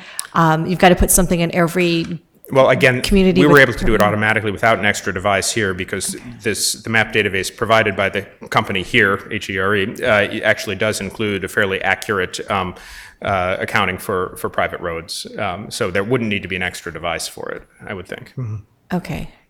All right. And then I think Norma might be able to answer this question. So when you talk about private roads, those are paid for separately by private individuals or firms. But when you talk about toll lanes, toll roads, so the toll roads aren't really a problem because the toll roads are privately financed, but they are maintained by the state of California through Caltrans. But when you talk about the toll lanes, like our new I-405 project, where we're going to have toll lanes from the I-605 through the I-405 connecting into the 73 toll road. A component of the charge for the individuals utilizing those toll lanes goes towards maintenance. So it wouldn't seem fair to charge the ridership the toll lane fee, say you're charging $4.50. It's going to be more like $20, but say it's $4.50, and you've got 50 cents that is applied towards maintenance. But also then if you're driving, and we've got the VMT program in effect, you're also paying your VMT on top of that. So it's sort of like double taxation. So how do you account for that? I'm not going to issue a response other than say that today you're charged the gas tax for those things too. Right, and I think this is more of a Norma question. Well, that's certainly one of the issues that we would have to look into, but currently, people are paying the gas tax and they're driving on those roads and they're paying their toll fee. So, whether we needed to give a credit or not or whatever, it would be something that would be discussed through the policy, through the legislature and decisions on that. Okay, and it's not so much a point of contention right now, but as we move forward, I know the state of California really wants to promote that any new roadway that is paved is going to be probably tolled. And so while we have a few roads that are contemplated and in effect right now for toll lanes, in the future, we're going to have a lot more of them. So it's really going to be raised up to a much higher level of scrutiny by the traveling public. And it's something I think we need to address over time through technology, how we're going to handle that. That is an issue, and not to go down a rabbit hole, but I would not rely on GPS data to determine if somebody is in a lane or not. So there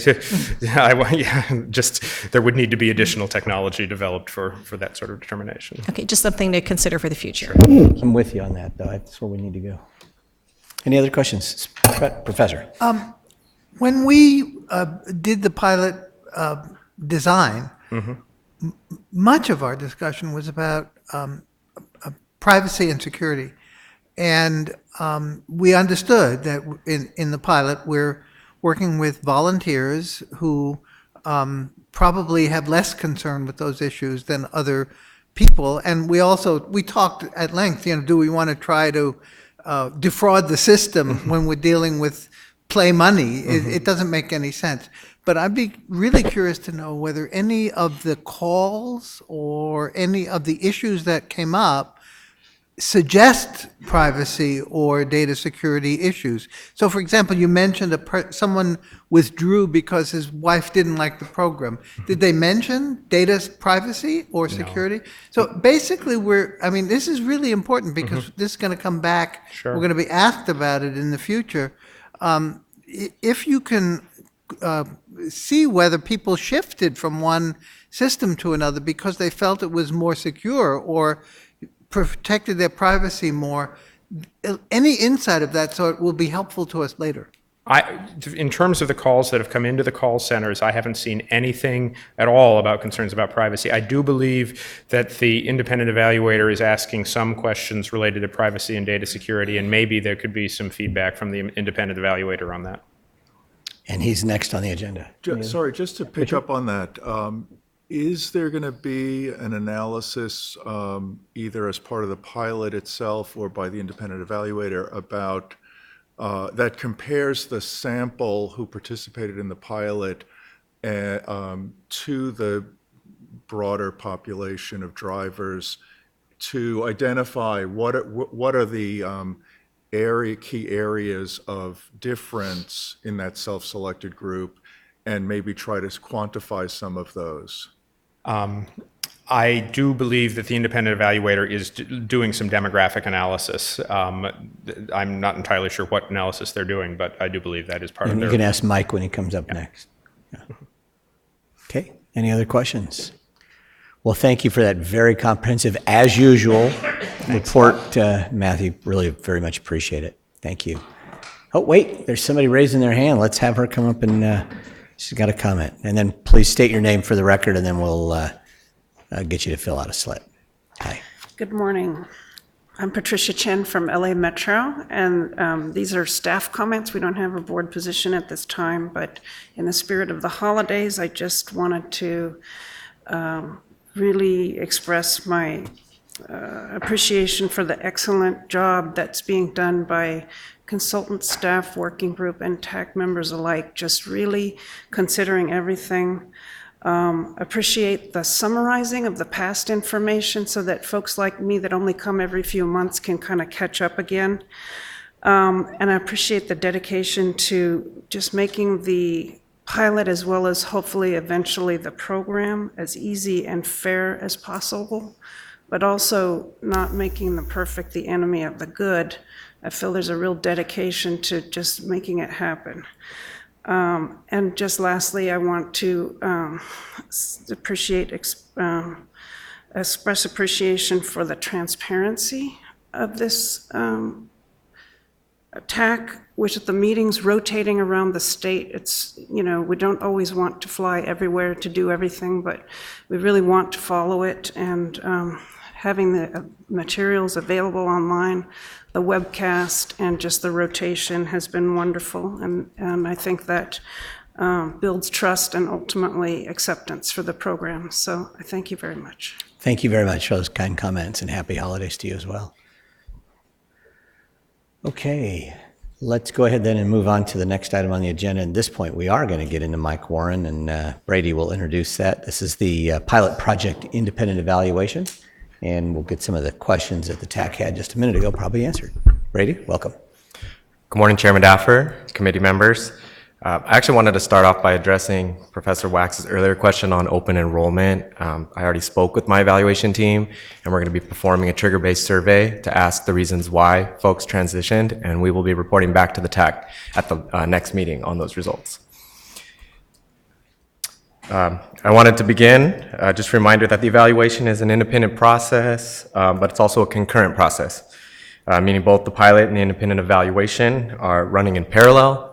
Caltrans, D'Artagnan, and CH2M Hill continue to meet weekly to coordinate all of the needs of both the independent evaluator and address any questions that they have regarding data, regarding needs for setting up interviews, surveys, things like that. And so that's an ongoing process. Some of the activities that were completed since the last September TAC meeting were the pre-pilot surveys, the mid-pilot surveys, and pre-pilot interview results. And if you recall, in terms of the pre-pilot surveys, it was done in two parts. The first part was more experience-based because some folks had not received their devices yet, either in the mail or downloaded the app. And so part B focused more on the technology options and those individuals that received either devices or downloaded the applications. Current activities include ongoing data analysis on a monthly basis, mid-pilot interviews, and beginning the planning process to develop focus groups around the state. At this point, I'd like to introduce Mike Warren, Project Manager, CH2M Hill, who's here today to bring the TAC up to speed on pre-pilot survey results, comparisons between the pre-pilot and mid-pilot surveys, and pre-pilot interview takeaways.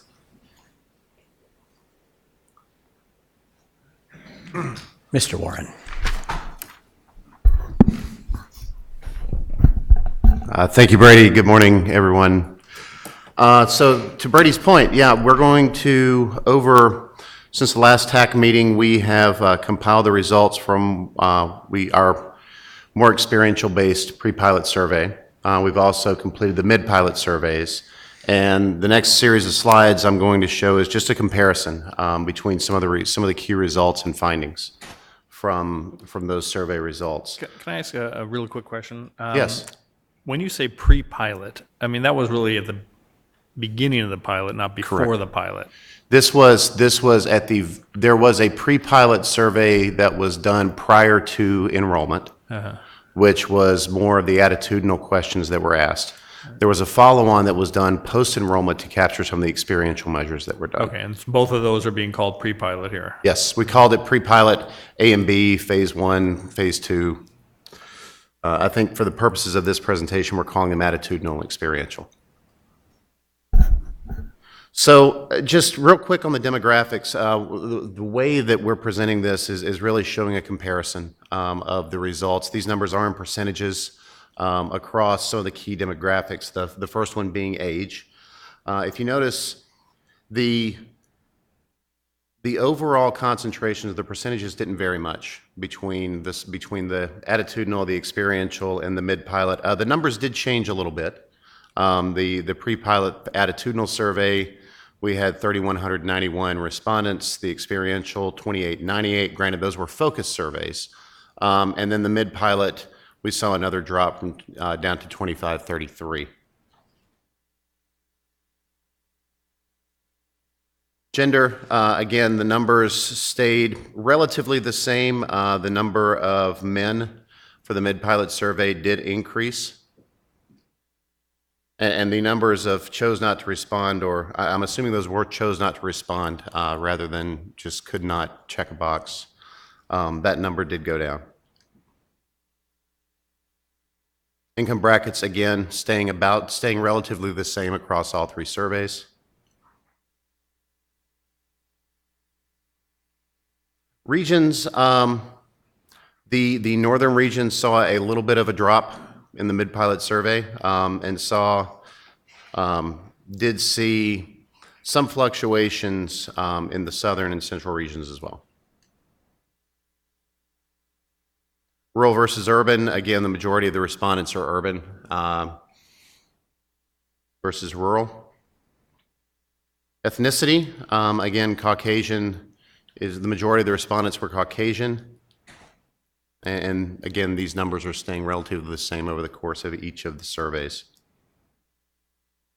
So the experiential surveys, to your point, Steve, these were done from August 29th to September 16th. These focused really on the mobile app and the plug-in device. And then we did ask a few questions about the odometer checks, really related to the convenience of how to get there, or generally how the participants felt about the odometer, the smog check option as a whole. As the numbers showed, 2,898 surveys were completed, 1,842 for plug-in devices, and 1,056 for the mobile app. And satisfaction with the app is high. I mean, I added these numbers up before I came up here. 96% of survey takers scored ease of downloading and installing the app from 3 to 5. 86% were comfortable with the mileage reporting process. 91% found the apps easy to use. 95% were satisfied with the amount of time downloading and installing the app. And 90% were satisfied, again, scores 3 to 5 with the clarity of communications they received around the app. The plug-in devices, again, these numbers were still high. 94% of all survey takers were satisfied from a scale of 3 to 5 that the amount of time they spent installing their plug-in device. 94% again were satisfied with how the device is reporting data. Quick question. Yes. You're always including 3, which is sort of that middle ground, neutral Yes. territory. When we do our customer satisfaction, member satisfaction thing, we only look at the one top. Oh, you look at the top? Okay. Period. And I'm not trying to raise up such an issue here. I just want to make sure that that if that neutral. If neutral is being characterized as positive, is it positive? Is I that consider standard? it non-negative, Okay. I guess. The point of this is the negatives are very few and far between. To your point, though, and that's a very valid point moving forward into the final report, we'll make sure to focus on the 5s and the 4s, leave the 3s as truly neutral. So we'll flag that. Mike, Yes, sir. sorry, I'm already very uncomfortable with this. The samples are skewed dramatically toward white as opposed to people of color, toward men as opposed to women, and toward higher income as opposed to lower income. Yes. And so 2 things about that. One is, I would really in the future like to see the sample compared to both the general population and the pilot population, because that really contextualizes it. So I would appreciate that.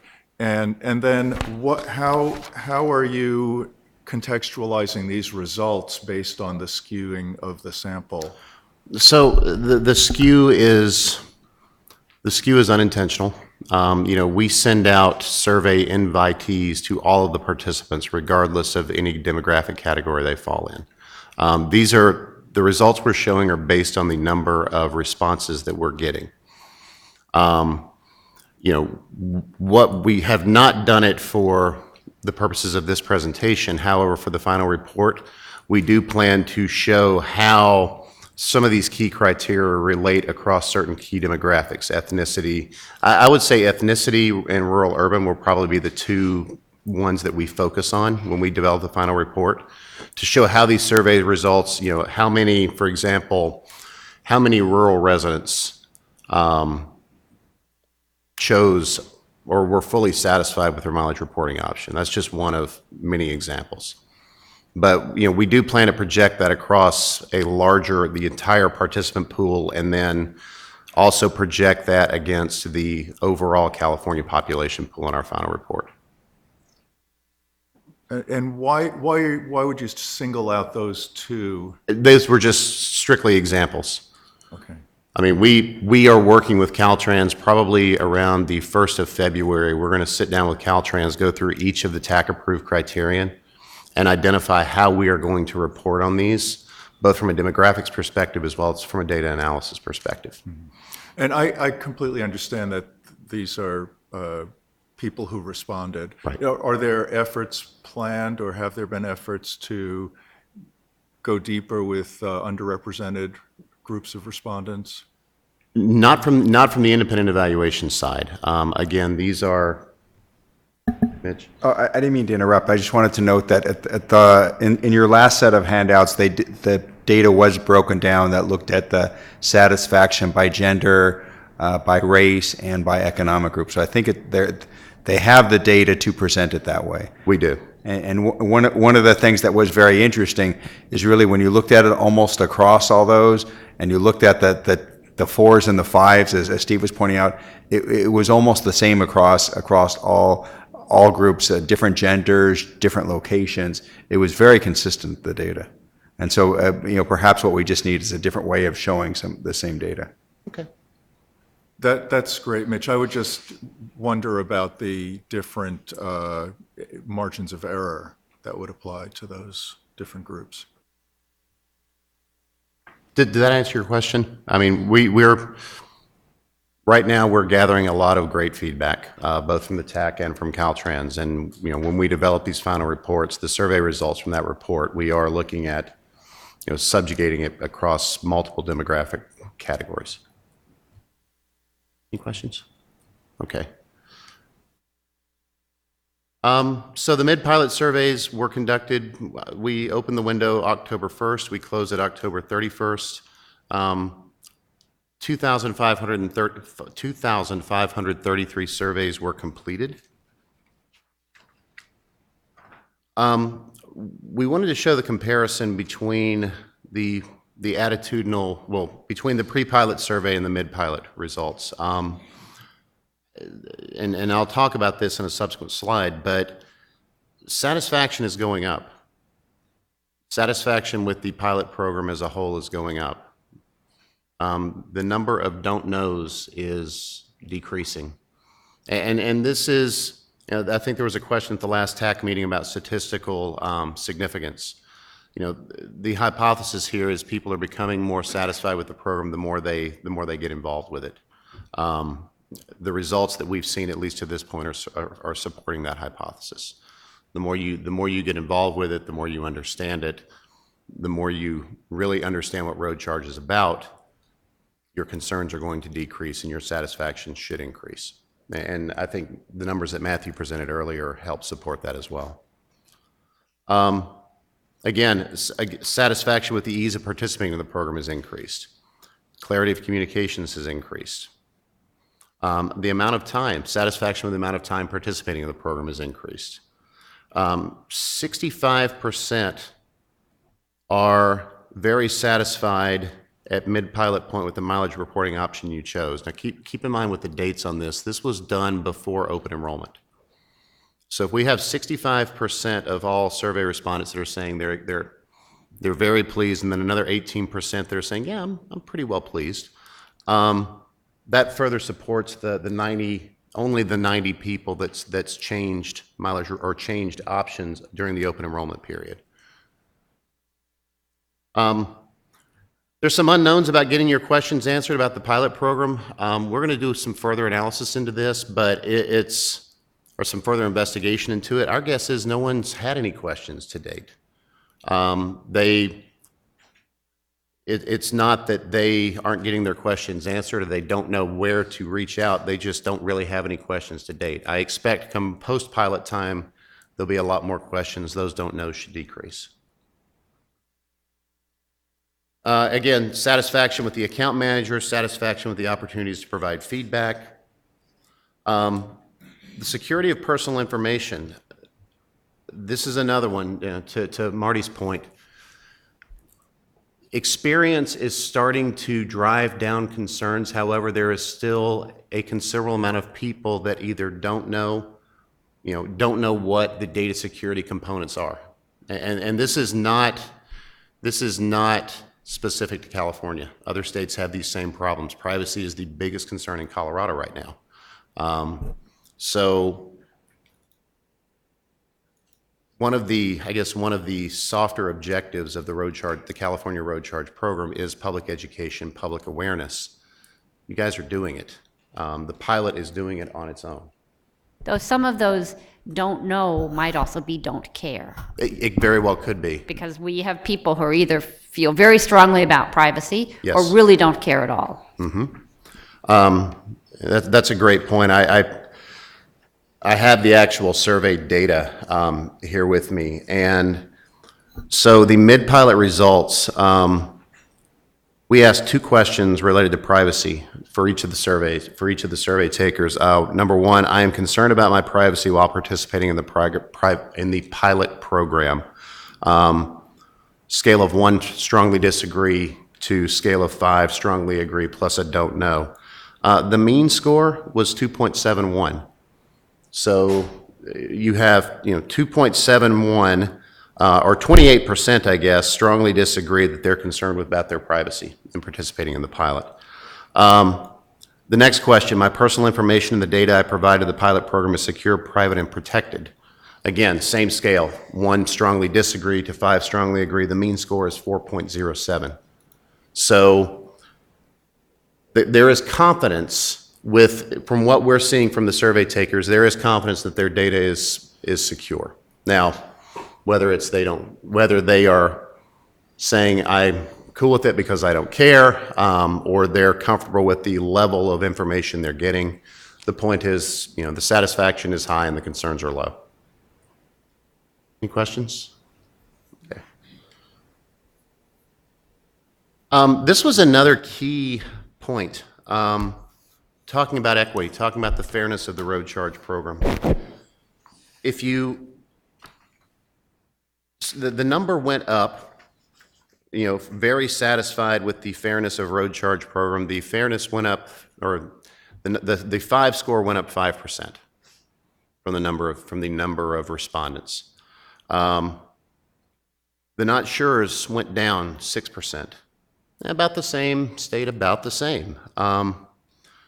And then the less fair went down 1%. So again, testing this hypothesis, the experience is starting to do the public education component of this. It's doing what it's supposed to do. People are starting to understand that road charging may be more fair.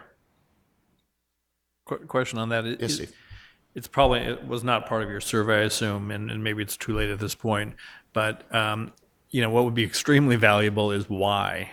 Why do people think it's more fair? Why do people think it's less fair? Or, I think that would be very useful to know. So as part of the post-pilot surveys, what we're calling, the post-pilot, the end-of-pilot surveys, we are going to, hopefully no one will have experienced too much survey fatigue, but we want to start asking some of these whys. And then, put in specific text boxes and then do some data mining to identify keywords and figure out what the whys are. So that is planned for the post-pilot.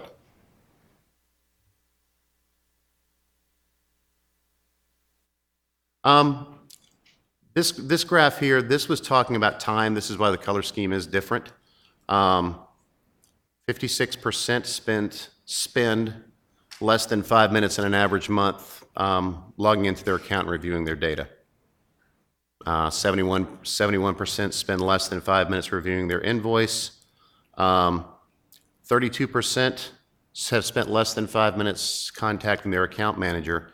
52% have never contacted their account manager. So this slide here, it was really just focusing on the changes, what we have seen from pre-pilot to mid-pilot. All positive. The satisfaction with reporting methods has gone up. Steve, to your point, this did capture the 3s, 4s, and 5s. We can, moving forward, we'll keep the 3s as strictly neutral. Satisfaction did increase. Again, the don't knows has decreased. So people are becoming more familiar with the program, and their responses are showing it. Satisfaction with data security has increased. The number of don't knows relative to security has decreased. And then opinions on road charge fairness has increased.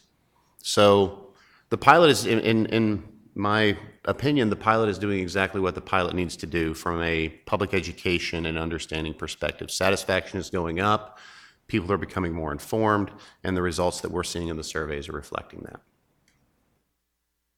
All right, so very quickly, any more questions on surveys before I move on? Okay, so one of the other things, and we failed to do this at the last TAC meeting, we have conducted interviews as well.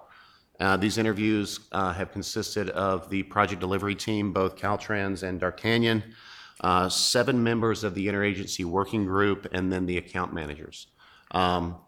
We have done these like the surveys. We have done pre-pilot interviews. Those were done in the June timeframe. We have mid-pilot interviews. I actually did my first mid-pilot interview yesterday with D'Artagnan. I'll be finishing those up next week.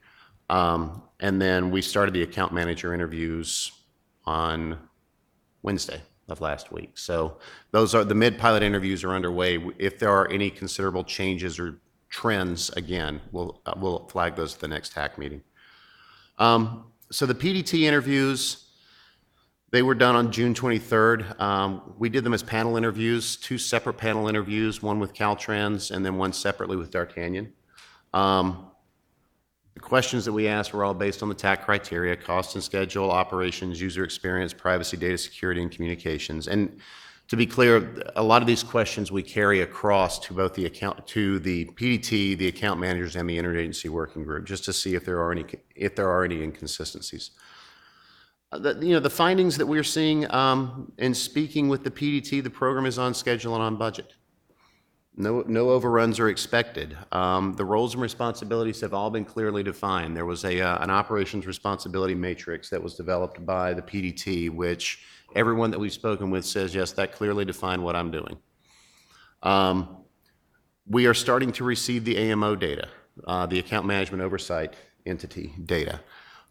We receive that data sanitized, all PII removed, that we are using for our evaluation and analysis.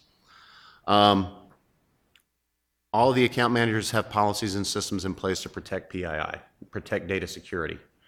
And then Caltrans is leading all the communications efforts in the public outreach, effectively, might I add. So the IAWG, or the Interagency Working Group, those interviews were conducted June 14th through the 16th, and then the last one with CTC was on the 22nd. That was with ARB, Board of Equalization, Highway Patrol, Department of Insurance, Bureau of Automotive Repair, DMV, and Mitch, CTC.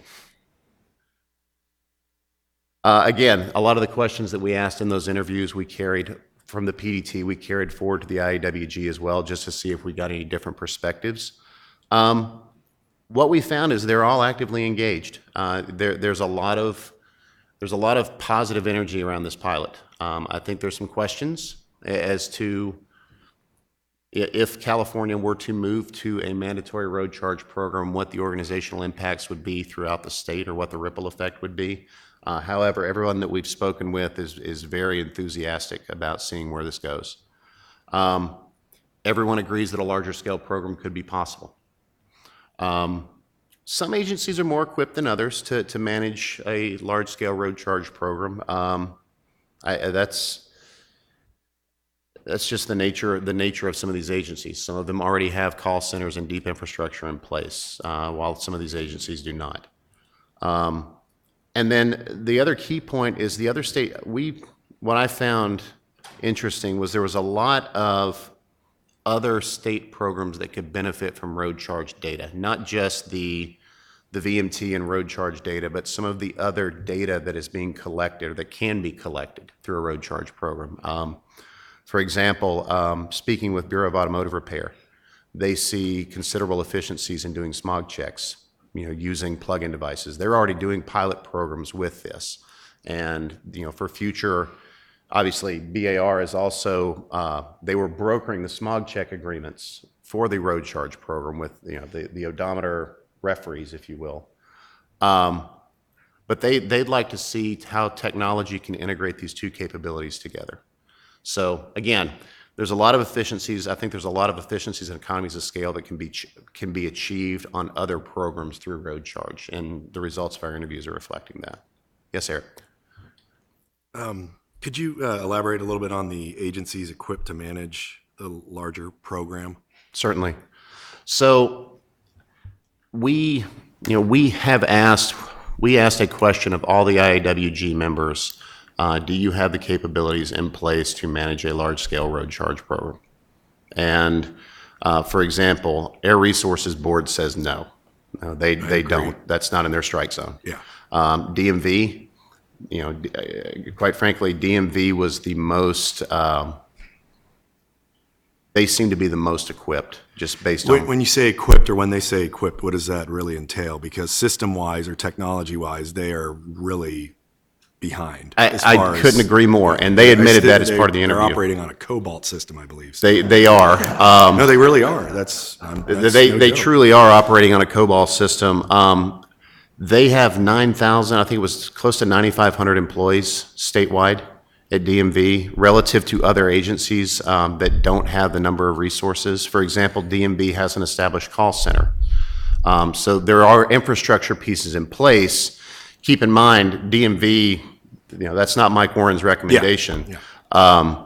Just relative to the other agencies that we spoke with and the capabilities that they currently have, there are some agencies. Yeah, I would agree with DMV is probably the most appropriate and, for the most part, most equipped. It's just that the state needs to, if we are going down this path, obviously it's not going to get overlooked, but the state does need to appropriately budget for some sort of technology equipment or upgrades to their systems, because we've been working on this issue for years. We're simply just tying compliance of the carb regs to a registration, very seamless, but it can't happen because of their antiquated systems. And it happens all the time when you have these regulations, and this is a huge task where you want to make sure it's enforced correctly and you want to make sure that everybody is paying their fair share, that the state can handle that. And I just hope that they start planning appropriately and financially to be able to migrate to a much larger system. I would. At the meeting that we had, the fall forum meeting, DMV was there, and we've had conversations with them. And the biggest challenge is their IT. And they're well aware of it. They are looking at options, and that's why we wanted to have these early conversations about whether organizationally they're the best equipped, because they deal with the public, they deal with the information, but the big challenge is the IT. So they are well aware of that. I think that's just across the board with the state, unfortunately, is the agencies, and this isn't a knock on any specific agency, but I think it's across the board with the antiquated systems. And California is kind of the leader in these programs and technology, and yet we've historically had issues with these systems, whether the state spends a lot of money on a system that doesn't work, or this state hasn't planned financially to upgrade their systems to accommodate these new laws and regulations and proposals. I just hope that that isn't lost in this discussion. Okay. So we also interviewed the 4 major account managers. We did not interview the Beacon or Driveway. We interviewed the CalSam, Arvado, interviewed IMS, Azuga, and eRoad. At the time of the pre-pilot interview, cost information was unavailable. We are working with Caltrans and D'Artagnan to get that cost information as part of the mid-pilot. So, you know, there are several criteria associated with showing the cost, so we are working on getting that information right now. Every account manager we spoke with said that, you know, they fully complied with the pilot requirements. Their systems were scalable, flexible to support larger programs. There is frequent and open communications between each account manager and D'Artagnan. Participant privacy and personal data are secure. Most of these, is it most or all of the account managers are PCI compliant, Matthew? All, yeah. So all 4 vendors are PCI compliant already. So they have the security systems in place to safeguard financial data. The other big thing was, and this was consistent across all 4 of the interviews, for road charging to be successful, it has to be easy and transparent to the user. You know, this is something that we've been saying all along. And I didn't break out who said what over the others, but there were two of the 4 interviewees that said road charging should be part of a larger service offering, whether that's a subscription-based telematics service or some type of concierge service. Road charging eventually will be a subordinate set to a larger service offering. So next steps. As I mentioned earlier, we are getting monthly data from the AMO. We are doing our analysis on that data. We've developed the working outline of the first draft of the final report. We're looking to do a workshop with Caltrans sometime probably early February to storyboard this final report, go through each of the criteria and identify how we're going to show it, whether it's through a trend analysis, whether it's a simple, yes, this is done, what demographics we are going to project this across, things like that. Finalizing the mid-pilot interview results, honestly, that's my goal for the end of the year. So mid-pilot interviews are being done next week. And then preparing for the focus groups. We're looking to launch the 5 focus groups in February of 2017. And then deploying trigger-based surveys where appropriate. Marty, to your point, we are going to do a trigger-based survey, as Brady mentioned earlier, finding out for the 90 participants that changed options, why. And we're going to do a deep dive into that. So we should, knock on wood, we should have those results available, by the next TAC meeting. Yes, sir. Any questions? Okay, thank you very much. Thank you very much, Mike. Outstanding report, and it's good to have you on the team working on this. All right, with that, let's go to Carrie. She's going to kind of give us a road charge transition strategy, and this kind of ties together some of the things we were talking about a little bit earlier. So, Carrie? Correct. Thank you, Chair. And yes, this is kind of a follow-on to the Chair's comments and Norma's comments about the fall forum that was conducted in November. Really, it was an opportunity to engage policymakers, decision makers at a very high level within a variety of departments. We had the governor's office. This meeting was called to order by California State Transportation Agency, Brian Kelly. CTC was involved, EMV, obviously Caltrans, CHP, California Highway Patrol, Air Resources Board, and the Bureau of Automotive Repair. So all of these are agencies, departments that have been involved in our interagency working group that staff at Caltrans is meeting with their staff throughout this entire process during the TAC phase as well as the live pilot. We've been meeting with them, keeping them informed of what's happening with the pilot, engaging them in discussion on the decisions that the TAC made, how to move forward with the pilot. So at the staff level, conversations have been going on for well over a year and a half. So we really wanted to start engaging policymakers in this discussion of what's next. How does the administration want to proceed with our final report? What does it look like? Is it just a information of here's what happened in the pilot, here are the facts? Or do we want to go in some direction where we provide options of moving forward? If the legislature and the administration want to do a road charge on a statewide system, how could we possibly do it? What are some of the options moving forward? So we provided, can you go to the next slide, please? Okay. So we just provided a couple of scenarios to this working group. This is just throwing it out there. Here's some scenarios. It's nothing tied to anything. It was just really, let's put some framework around it. So if we were to start with new vehicles in model year 2020, we picked 2020. Most of the vehicles, new vehicles will have Wi-Fi capability. It'll have those in-vehicle features that could potentially make it an easier transition instead of going back in time, moving forward. So anybody who buys a new vehicle in 2020 would be part of a road charge. So all your older vehicles will still be paying the gas tax. So we'll have two parallel systems going forward.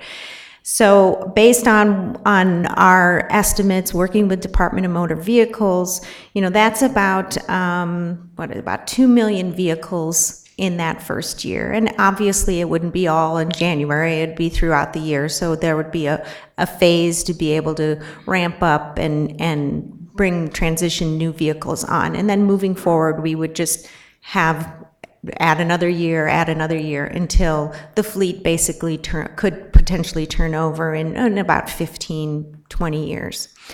So we would still have the gas tax collections. The enforcement issue will not be as prevalent as if it were just a flip a switch and we're going to a road charge. And then obviously the rate is a discussion that we've had here at the TAC. We've certainly had it with our interagency working group, but it's really going to be up to the legislatures. Is it to committee member Bartlett's point, is it a revenue neutral rate, or is it, how do you structure it? Are you going to structure it based on the weight of the vehicle or the fuel type? There are all these variables that are in there.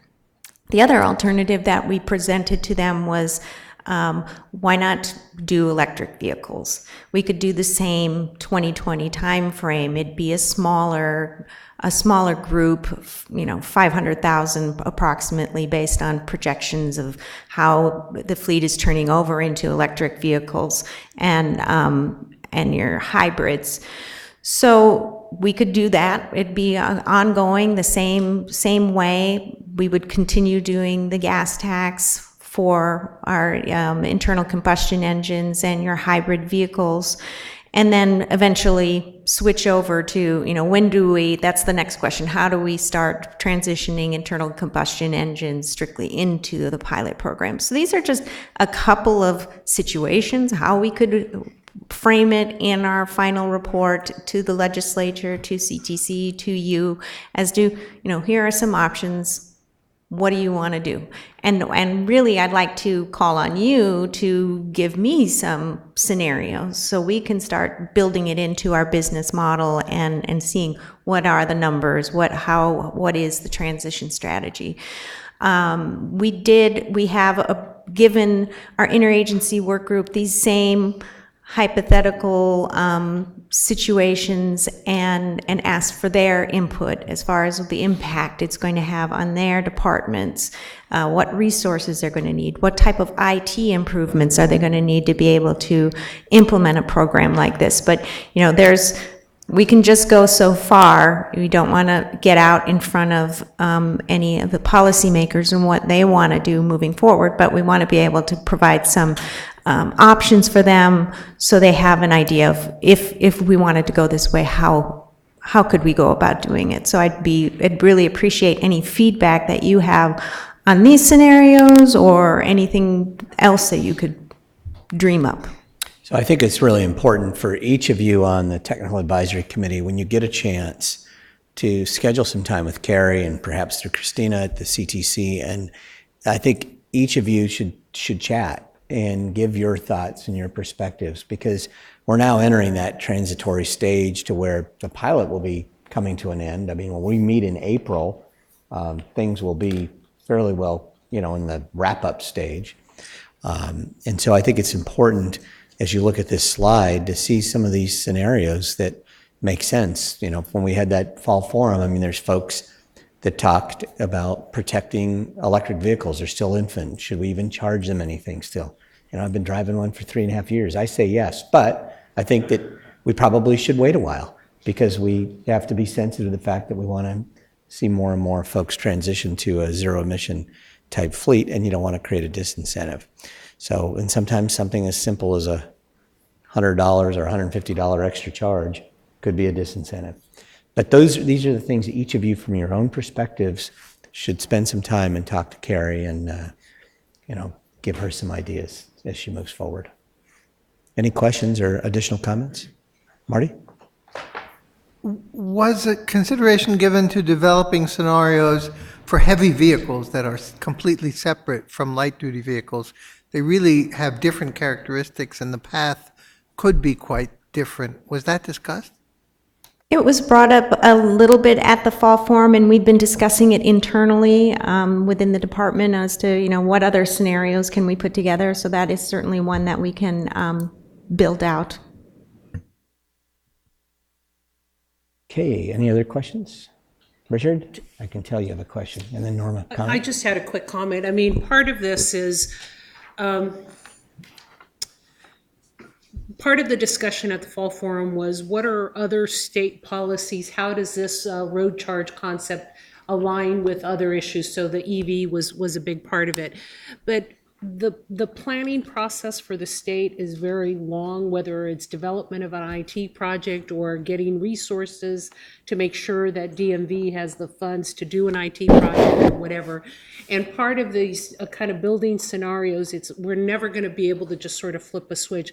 So we need some kind of guidance so that we can start developing the cost and the implementation issues, or the organizational work that we're going to be doing as part of the FAST Act. All of that kind of starts pulling this together, and it's really important work. It's a little boring, but it does, having these kind of broader transition situations kind of helps us gather what it's going to take, who would be involved, and the cost of transitioning.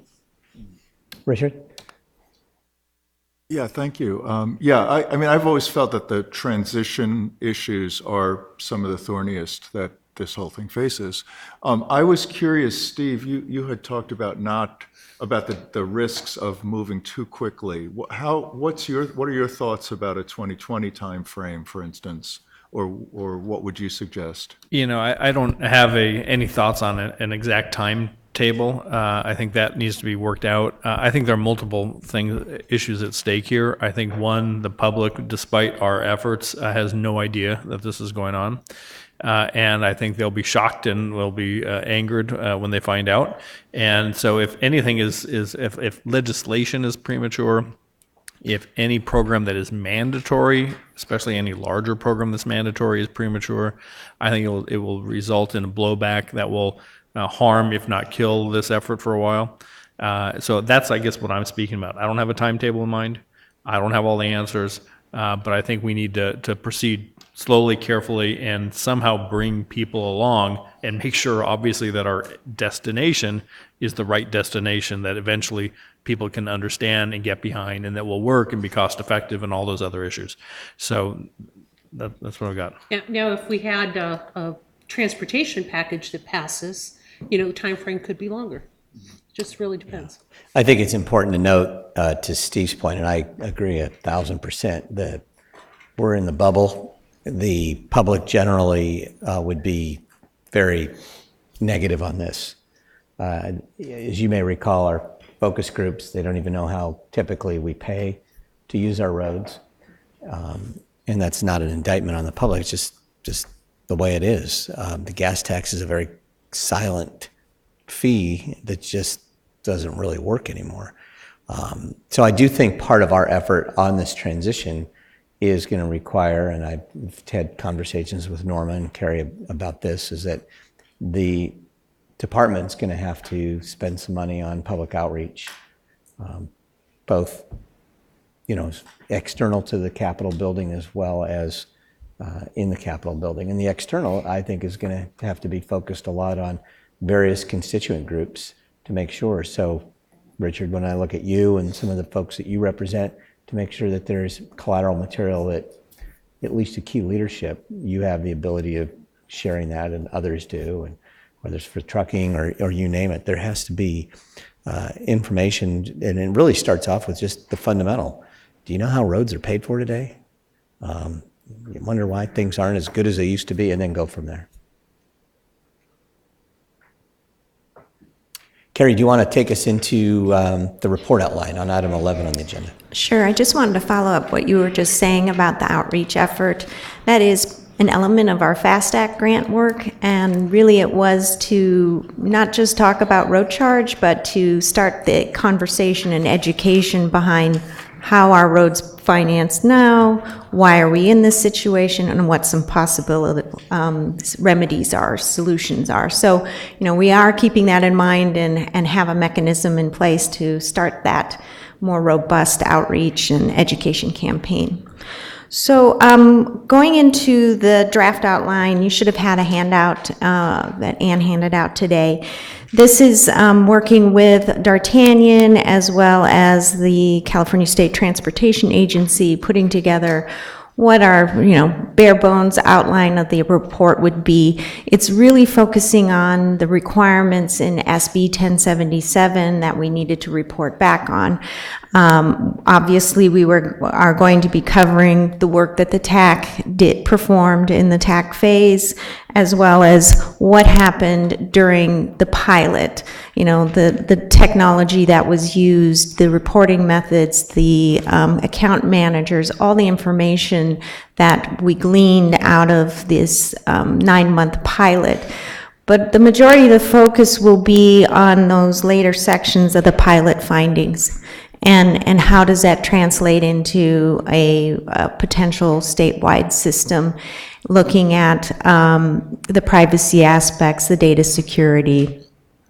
What kinds of methods do we think are viable moving forward? Obviously, we won't have the information on the pay at the pump or charging station, but we can talk about what happened, what worked well here in our pilot, what systems aren't quite mature yet, that might not be ready for prime time if we were to roll this out in the fairly short future. Obviously, we want to talk about the costs associated with the pilot, the administrative costs, and we all know that if we have a road charge, it's going to be much more expensive than doing a gas tax, the way the gas tax is collected now. That's a very mature system, it's been around for decades, but what can we do to defray the costs? Is it, having commercial account managers? Are there a way of financing part of this? So the cost question needs to come into play as to how much is this going to cost to administer, and initially, and then in the long term. The use of revenues, really the discussion on the use of revenues will be really, here's how we are using the revenues now. We're not really going to opine on how to move forward and change any of the systems that are in place. That's really up to the legislature. The transition strategy that we just talked about, obviously we want to have something that is fairly robust and gives quite a number of different options moving forward, so decision makers have some ideas of how best to move forward. And any discussion on potential legislation or regulatory needs, obviously that's something that needs to be discussed in our document and possibly could come out of CTC when they're doing their recommendations to the legislature. And then finally, in the implementation timeline, what could we do based on the scenarios that we've put forward? So really that's just a snapshot of what our report is going to look like. We're planning on doing, and this is getting more into the look and feel of it, is something that has maybe a 4-pager, like our brochure, that has kind of the hitting the highlights of the pilot and our recommendations or steps moving forwards, transition strategies. Probably doing like a 10-page summary. So it's something a little bit more robust, but the whole report itself will be fairly lengthy. It'll include all of the appendices and studies that we've done throughout the pilot. So anybody who wants to do a deeper dive, then that'll be available for the public to look at. So that's really it for our report. Chair, just one quick comment. We've shared this with the secretary and undersecretary.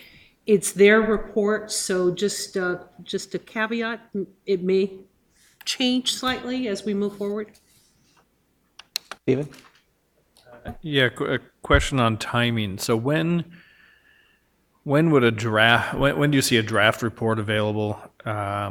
Would this committee, I mean, and would that first draft be a completely public draft? Would this committee have a chance to see that draft?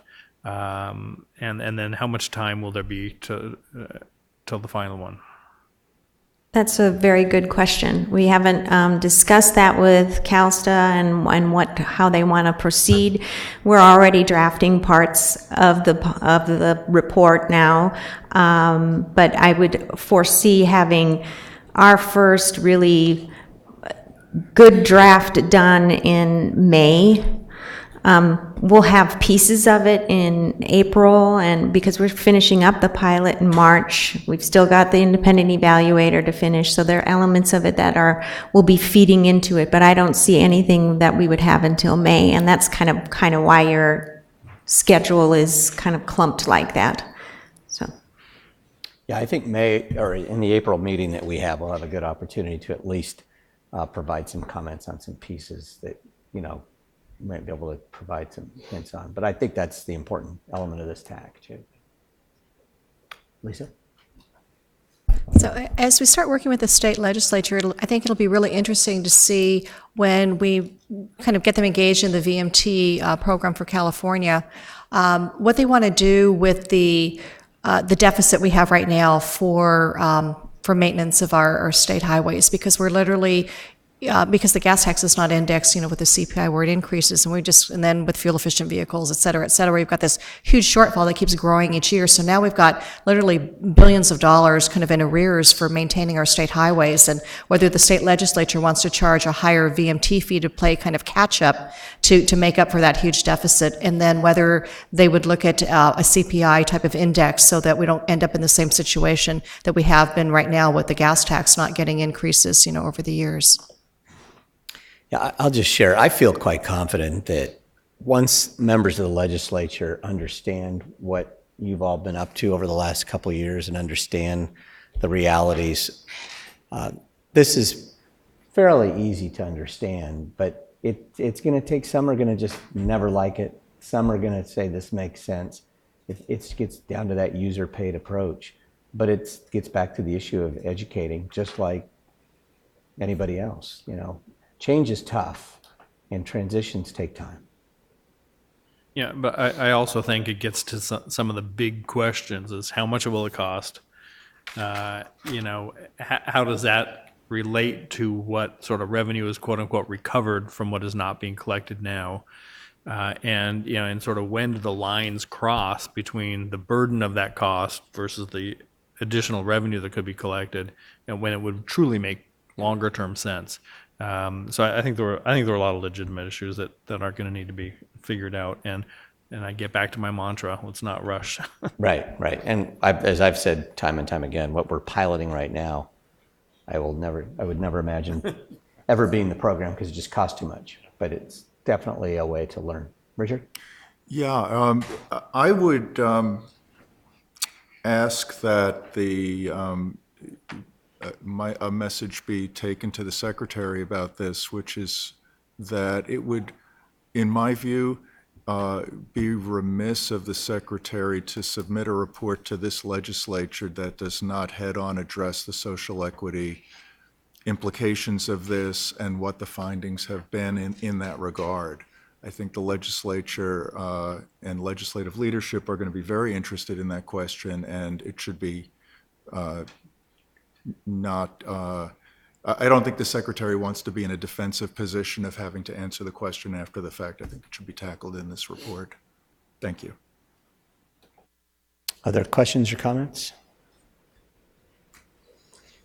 If I could real quick, just first I would note that after agency reports, the Transportation Commission is required to make recommendations to the legislature, so which is another opportunity for the committee to give input and really provide some advice. The second I would note, and this just to follow up on something Chair Madaffer mentioned in talking about cost, one of the things we've all noted is how efficient it is to collect the current gas tax because there are so few fee payers.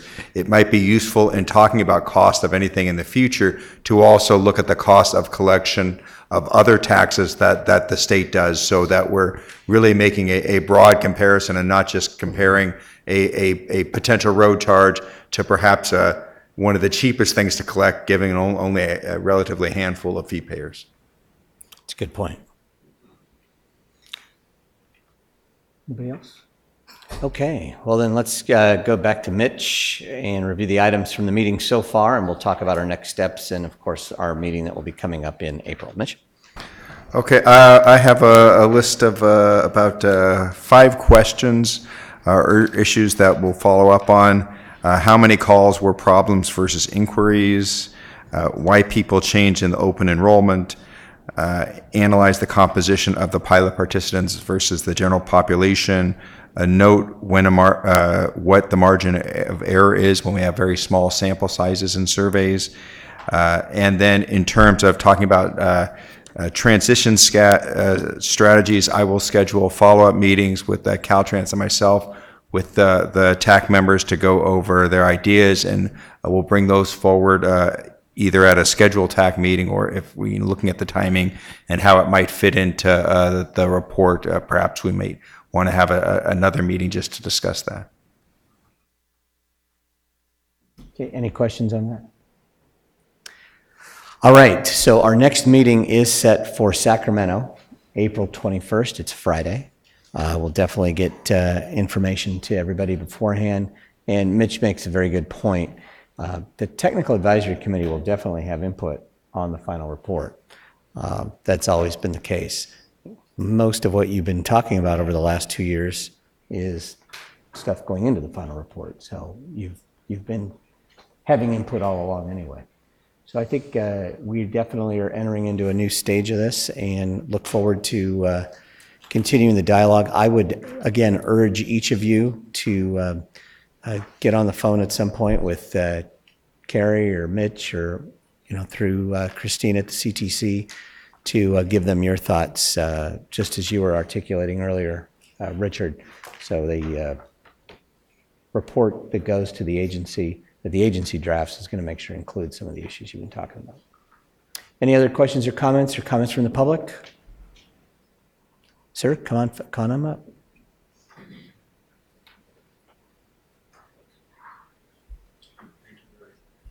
Thank you very much for allowing me to speak before the committee again. Each one of your comments are things that myself and other members of the public, I'm sure we're thinking, but they haven't had a chance to ask the question. I like the comments about yours about social equity. I like the comments that you mentioned about this, moving slow with the process because of the different issues involved. I think I heard an issue about implementation, the costs, and the startup. And it seems to me that, again, the pilot program, the people that got involved in the program, they're moving. Dr. Washi asked a question about why people are changing and things like that. I just get the feeling that people they just want to be customers. They just want to go and buy a service and they want to walk away. They don't want to be concerned with all the inputs of the decision-making process. And one thing that I'm still realizing, that somehow or another, when I go to the health spa, people don't even know what's going on. They don't realize the need, the problem that we're really facing right now in terms of a funding shortfall for repairing the roads and bridges. I keep thinking back in 1911, Oregon Institute implemented the gas tax, and it took until 1932 for the federal government to get involved. So again, it's a time, everyone is not in a rush to do things, but people are not concerned about the problem of the roads, but it is a problem. And the public must know that this is a problem right now. I don't care if we need to advertise, we need to find a way to get everyone to realize the dire need that we need to get going now, because as Lisa just mentioned about the maintenance, the cost is going up, that we're getting behind that budgeting, we can't repair the roads, and so it's a problem now. And even as we go to the implementation, it's going to be a major cost of implementing the program. The cost is going to go up because, again, this is the pilot, and people are just not too concerned about the problems that we're having. They just want to go to the pump and buy gasoline. Another issue I want to mention is that we're talking about gasoline, we're talking about electric. I was at the museum one time before. I remember cars ran off of steam engines. So I'm not sure if we should be thinking about energy so much as the road charge use. How much would it cost per mile? At what point do we charge them? Because things change, no question about it. And we need a solution today, and we need to get going. And I know we're getting there, and the road charge has really been making the public aware. At least I've been staying abreast of what's going on because I like the comments, what's going on. But it's one thing that I do know, that money is the issue, and cash flow is the bottom line. All the qualitative and quantitative reason that we may have, when it comes down to it, it's the financial consequences that we got to deal with. Thank you very much for letting me come before this board again. Well, and thank you for being here. It's good to see you again. We had you here last year, so thank you for participating. Thank you very much for allowing me to come again. Any other public comment? Any other comment from members of the Technical Advisory Committee? Hearing none, we stand adjourned until April 20th.